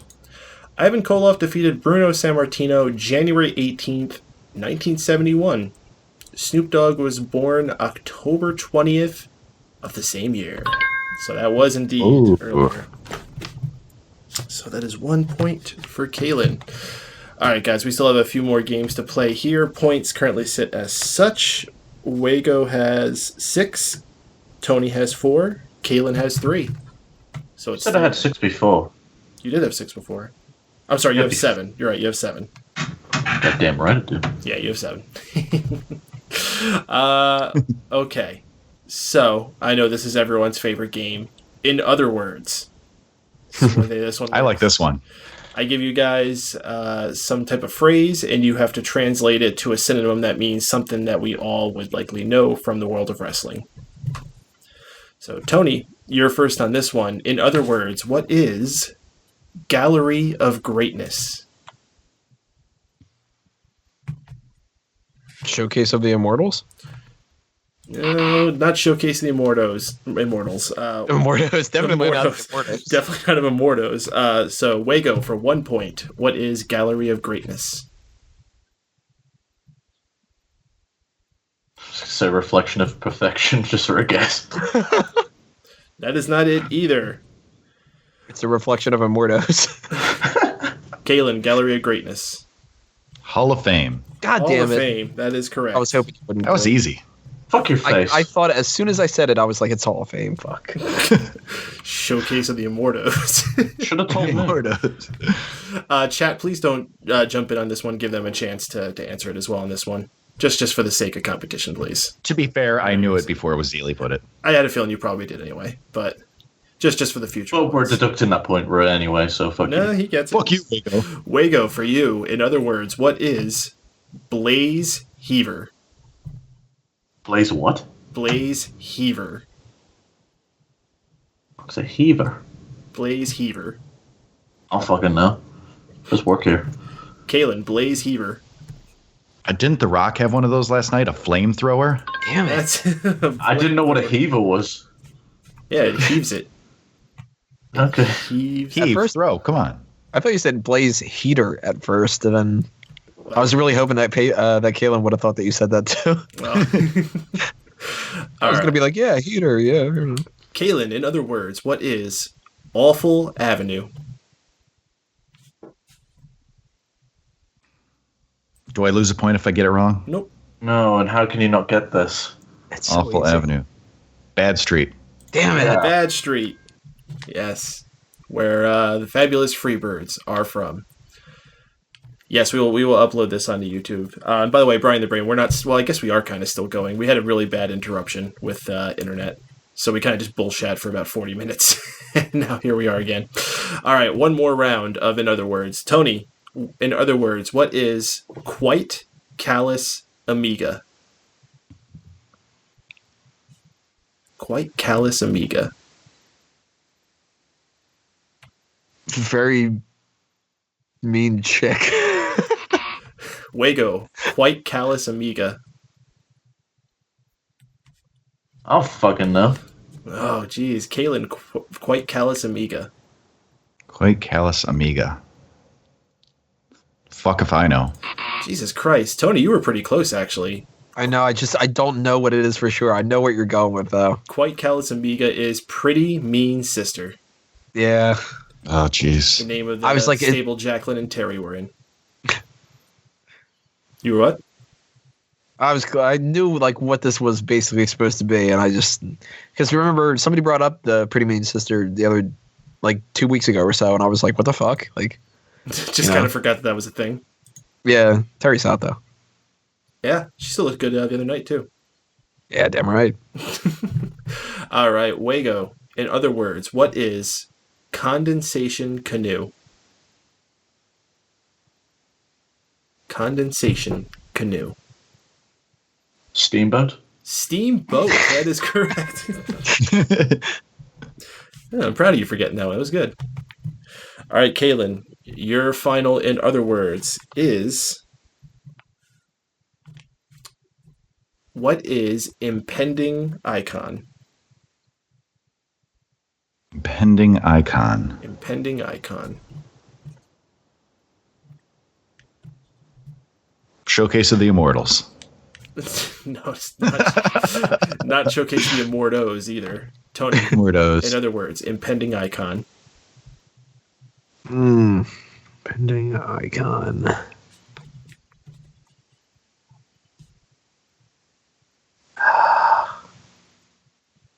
No idea. All right, Wago, final chance. What is impending icon? Silent One of the Dooms got it. I'm just going to read AP Styles' comment. Sean Stasiak as meat. That's not the answer at all. Impending icon is future legend. Fuck. I was thinking it was something with Sting. I'm like, I can't think of shit. All right, Tony, you fell behind on this one. Tony's still sitting at... wait, pardon me, no, because you got... No, you didn't get the first one, did you? I didn't get any on them. You didn't get any of them. Yes, you still got 4 I got points. the whole first round, didn't I? Yeah, you did pretty good, but Wago still looks like he's in the lead here with 9 points. Kaylin, you're not too far behind with 8 points. Woohoo! Comeback kid. All right, guys. This next one we're going to play is This Jobber for Hire. So the way this works is I have a list of 10 oddball professions here. And what you're going to do is you're going to choose one of those numbers 1 through 10. You're going to get one of them, and you're going to have to book a character based around that profession. Very much like a 1995 era wrestler like a Duke the Dumpster Drosy or a Doink the Clown. So you guys remember this one? Chat room, pay special attention to this because this one, you vote for the winner. So we're going to have each of these guys make their wrestler, and then you are going to vote for which one you thought was the best. So Tony, you go first. Pick a number between 1 and 10. I'm exhausted. I'll go with 4. You always go with 4. Exactly. I think you've gone with 4 every single time. Okay, well then this time I gave you marine biologist. Book it. All right, well, marine biologist, you got to go with a lot of water themes. So let's have the guy just go flat out tropical because he's from the area. He's got to be around the ocean. Maybe even make him Samoan just to kind of bring that up. And he could be like Roman Reigns' brother, or Samoa Joe's brother. They're all related. They're all brothers. He could wear like swimming trunks. If you really want to go like beyond stupid, the guy can have those goggles that you wear when you go like scuba diving and whatever like that. Name wise, he's got to be Scuba Steve. You got to play back on that. What were some other elements that you wanted to bring into the mix with this? I can't remember. We did this for a while. You could say who they would feud with, how they would debut, what their outfit would be like. Or, well, outfit-wise, I brought that up about that. He's going to feud with undercard people at first because you got to start at the bottom of the ocean and work your way up to the top. Deep sea plunge is going to be one of his moves for sure. He's going to have the blowhole. All right, that's a time on that. There you go, folks. Thank God, I'm fucking exhausted. Tony's marine biologist. Wago, pick a number between 1 and 10 that's not 4. 4.5. All right, 5. Give you 5. Technically, it's kind of right. Stuntman, book it. All right, so there's this guy. He's called Shane McMahon. So he's going to wrestle this guy called The Undertaker at WrestleMania, and he's going to fall off the cell and break his back, and then come out the next night on Raw and run it. Oh, but it's good. There's going to be a pad. That's stupid. Yeah, I mean, there's going to be an airbag, but it's really hard to avoid these things. So yeah, that's my guy, Shane McMahon. Okay. Kalen, 1 through 10, that's not 4 or 5. Number 3. Number 3 is Park Ranger. Book it. Park Ranger. His name is Ranger Smith, and he comes from Yellowstone National Park. His ring gear is a standard ranger outfit. You know, he wears the brown khaki, he has the big wide hat, and his gimmick is that he carries around a picnic basket with him.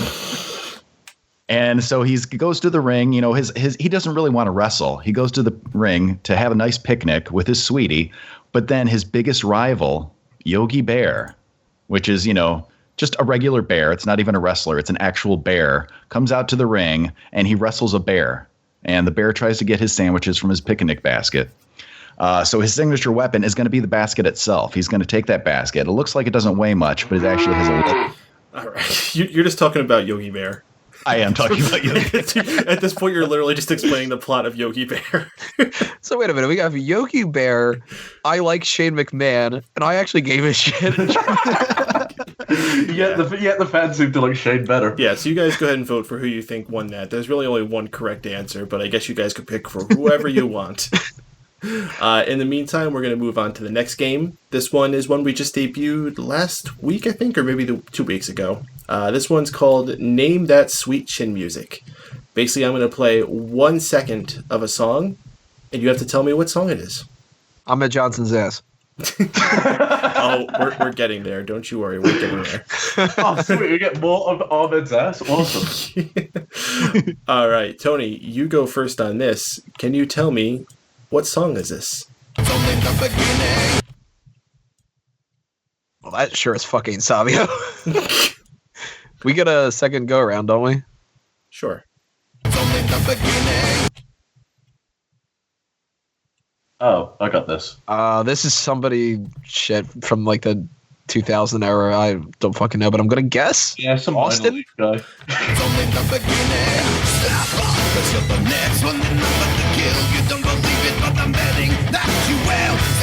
Yeah, that was Austin when he had Disturbed doing his theme. Hate that fucking theme. Really? I fucking love that theme. Now, my Austin theme is I think that was the best theme that he's had. It had so much more energy compared to bored. And then the pumpkin party theme. See, I like the old theme. I don't like the I'm fucking pissed off and I'm good. Oh, no. His best theme is pumpkin party. His fucking Alliance one was so dumb. I like the Razor Ramon theme better. All right, so I'm trying to count through here. Let's see, we got 1 vote for Wago, 1 vote for Tony, another vote for Tony, another vote for was Wago. Was kind of in the middle of the road? Can I vote for myself? Fuck off. Well, that still doesn't split the tie. We got 2 and 2, so next person to vote is going to be the deciding vote on that. Oh, Drew voted for Tony. Hang on, Dane. Dane, vote for me. Drew screwing shit up again.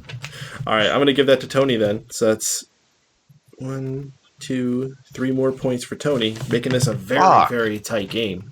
I think what sold it was the blowhole. Perhaps. Or perhaps the fact that you actually tried. Maybe. All right, so next one here. Wago, this one's for you. Tell me whose theme song is this? Muhammad Hassan.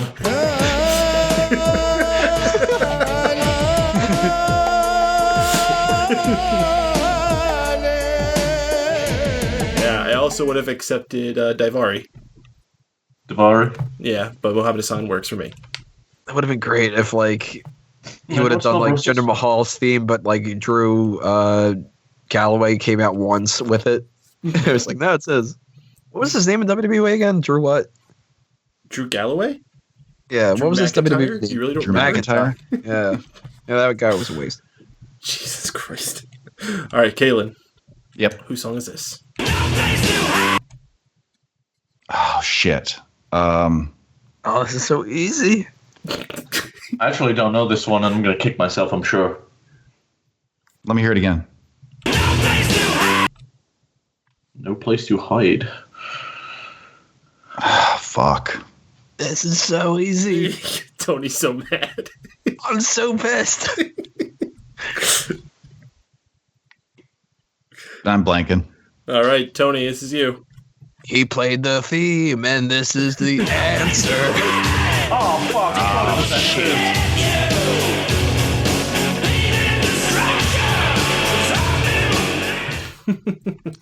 So good.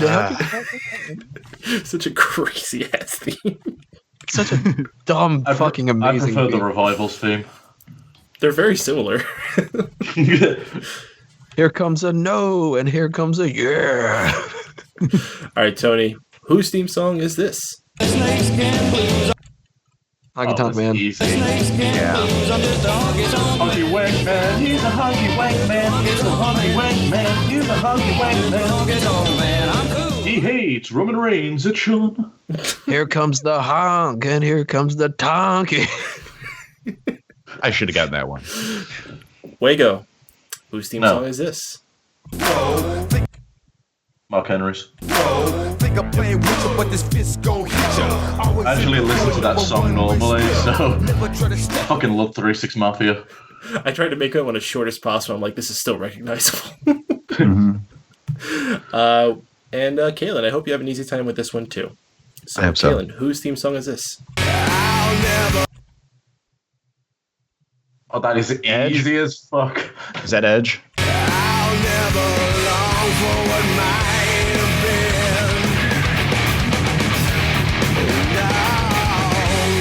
I could go for some Alter Bridge right now. That was indeed Edge's Metalingus. So, at the end of this game, the scores are as such. Kaylin down in last place with 10, Tony with 12, Wago with 13. Still anybody's game here, guys. Super tight. And speaking of tight, that brings us to our final game.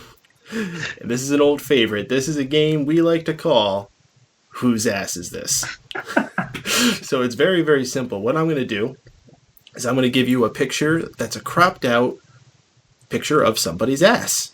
And it's very I think it's not a crapped out one. you guys are going to type something in the chat to buzz in. It doesn't matter what it is. The soonest person... Can we just, say something? Because every time that I click, my browser fucks up and, takes 2 seconds to load the picture. Nah. Now, which chat? The Skype chat or the Mixler chat? Mixler chat. Okay. All right. So, first one that we're going to put in here, I am putting in 3, 2, 1. Fellas, whose ass is this? Is that even a butt? That's a butt. Tony, whose ass is it? I'm going to just take a random guess, and I'm going to say that is Sunny. That is not Sunny, no. Any other ideas? Tony, or Wayo? Miss Elizabeth? Not Miss Elizabeth. They never took a picture of her I'm ass. going to say Jackie. Not Jackie. Ready for this one? Here's the full picture. Ahmed Johnson. Oh, Kathy. Kathy Oh, Kelly. goddamn. She's cute. I like her. She is adorable. She's the new announcer that they have. She was doing the Twitter lounge and some other stuff. Oh, I don't fucking pay attention to people like that. How could She you was miss fucking up her? every once in a while. She was kind of nervous. Yeah, everyone was He's like, who the fuck is that? Okay, that's I'll fine. tell you who She that does is. this other. She used to do this other podcast, and now she also does Championship Wrestling from Hollywood. There My you future go. ex-wife right there. Yep. That girl was horrible. All right, dang. All right, fellas. Next one here. Number 2. Whose ass is this?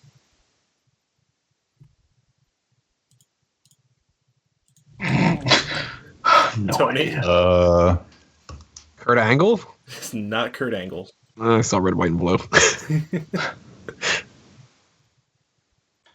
Any ideas from Kaylin or Wayo?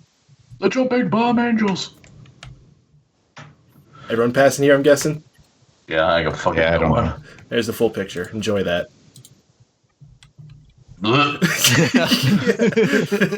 That is Michael Hayes. It's pretty bad when I would rather see Angle.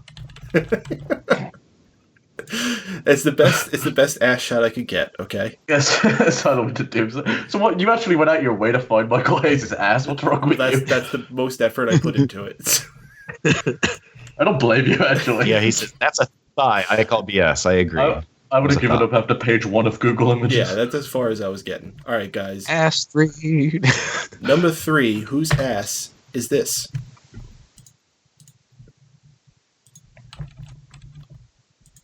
Big Show. It's not Big Show's, I'll tell you that. Kaylin. Is that Trish Stratus? It is not Trish Stratus's. It is at least a female this time. Wago? Michelle McCool. Not Michelle McCool. What the hell? I'll give it a guess. And Tony? What the fuck? Not Ivory. Not Ivory either. Man, Oh. this is someone who just returned tonight. It's, Oh, damn it. if it was Michael Hayes again, I was going to say, God damn it. Be a lot nicer than the last picture. At the very least. Yeah, that was Maurice's ass. I pay attention to other parts of her more. Okay. I think they all look good. Like her accent. Damn you, Miz, Wazili says. Indeed, indeed. All right. See, that fellas. heel turn. It's working. Next one coming. Whose ass is this? Tony? Sable? It's not Sable. Wago? Ric Flair. It's not Ric Flair. It's not bleeding. Nasty. It's not a bleeding ass. Any ideas? Silly says Jim Cornette. Not Jim Cornette. Any ideas, Caitlin? That looks like Vince McMahon. Not even close. Wait, you have another guess? Rusev. Not Rusev. I would never expect you guys to get this one. I still don't know who it is. That's Joan London. That's Jesus Christ. Hall of Famer Joan London. So there you go. Okay. I'll tell you. All right, guys. Whose ass is this? I feel like that's a crotch shot from above. Tony? I'm going to go with Mark Henry. It is not Mark Henry. Drew knows it.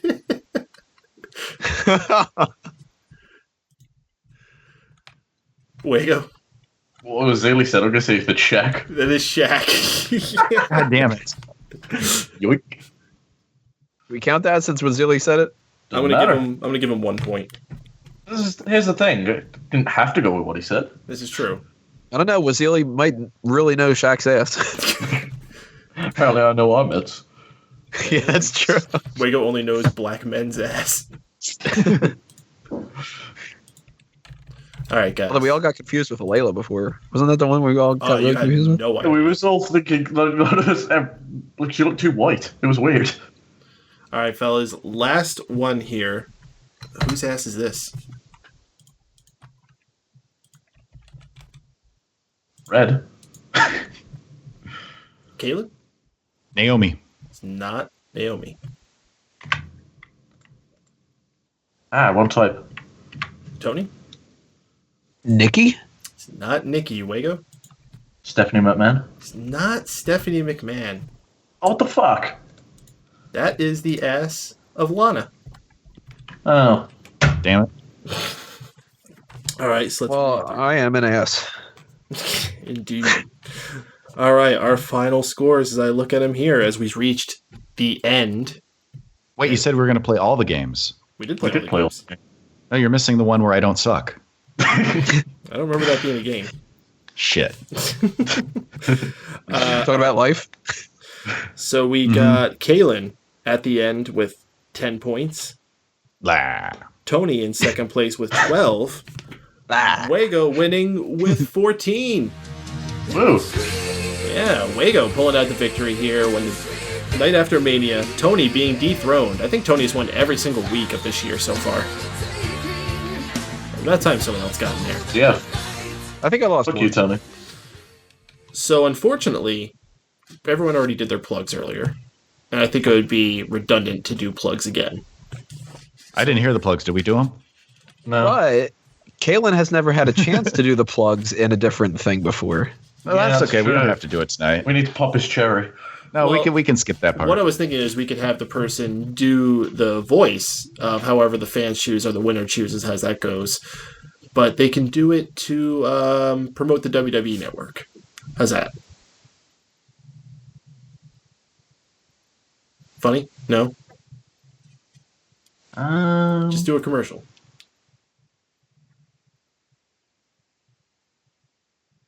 Suggestions, people. Do him as Enzo.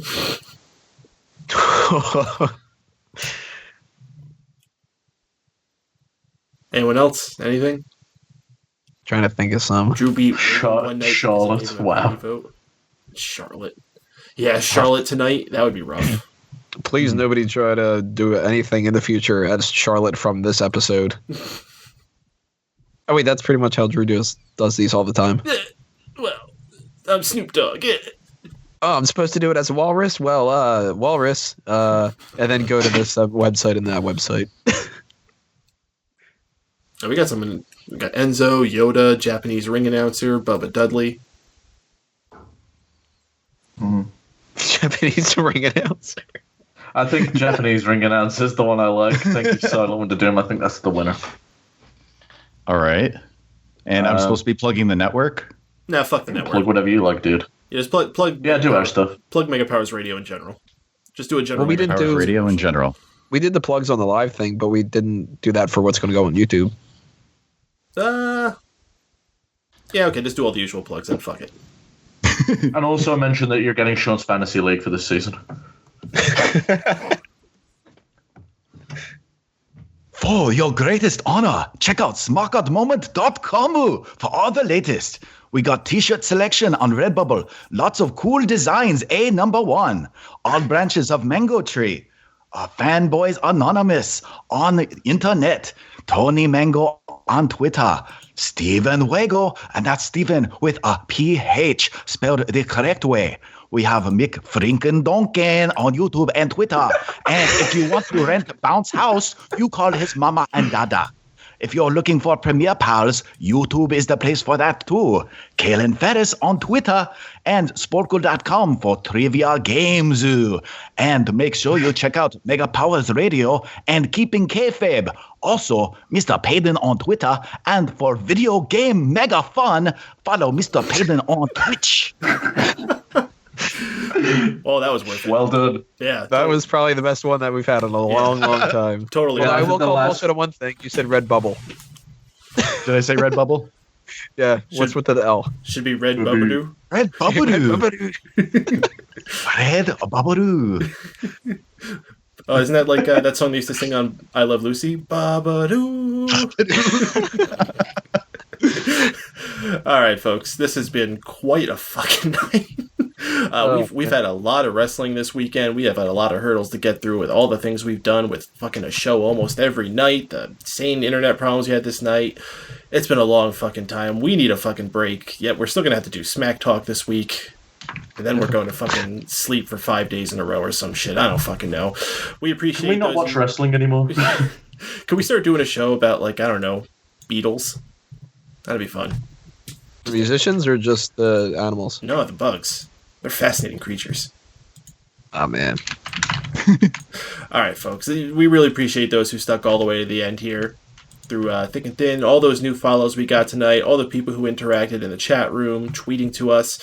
Y'all are awesome. That's why we keep doing this every single week, not just when it's cool. We'll be here next week, even when it's not the night after Mania, regardless if it's a good show or not.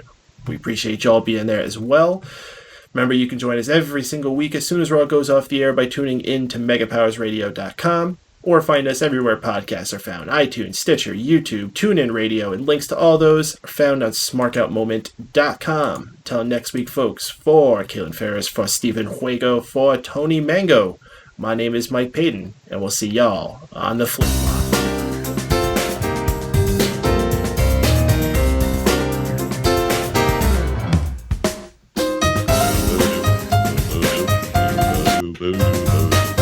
Oh yeah, I did forget Fantasy League, didn't I? Well, fuck. God damn Yeah, you did. I forgot about that too. Do that now. Just fucking get it out of the way. All right, fuck. Jesus Christ. All right, let me load it Wow, up. how many times have we tried to end this show? This is the show that never ends. It just goes on and on. You're not my friends. All right, really fucking fast. All right. You wanted to know it? Here we go. End of the night. You're just gonna have this person win. So yeah. This guy won. This guy lost. Bye. All right, well, no surprise. In last place, the fucking shitheaded losers ended 1,063 points. Barely keeping in the 1,000 range. Not too far ahead of them in fourth, Sean Walker's Canadian Elephants, 1,312 points. Tony Mango's Tony's Tykes 2, 1,937 points. This is the big one here.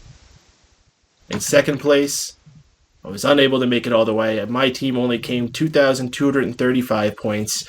And the big man, Roman Reigns, was really the big victor, holding Ricky the Team Boat for Steven Wago all the way to victory, 2,432 points. Sweet. Yeah, I'm not playing the whole fucking song. I don't want to fucking hear that song. I hate it. Play the My House again then. All right. I'm going to break more in depth about how WrestleMania played out, and I'm going to talk more about who won our predictions contest and how all this is going to affect the draft that we'll be doing later on in the month on this week's edition of Smack Talk. So there's more to hear about this. I just wanted to get the final standings out there because I knew people were dying to hear what they were. So there's the songs. There's the song. There's the fucking points. And we're actually leaving this time. No more plugs, no more anything. We are actually fucking done. I'm disconnecting. Good night, y'all. Wait, we forgot about.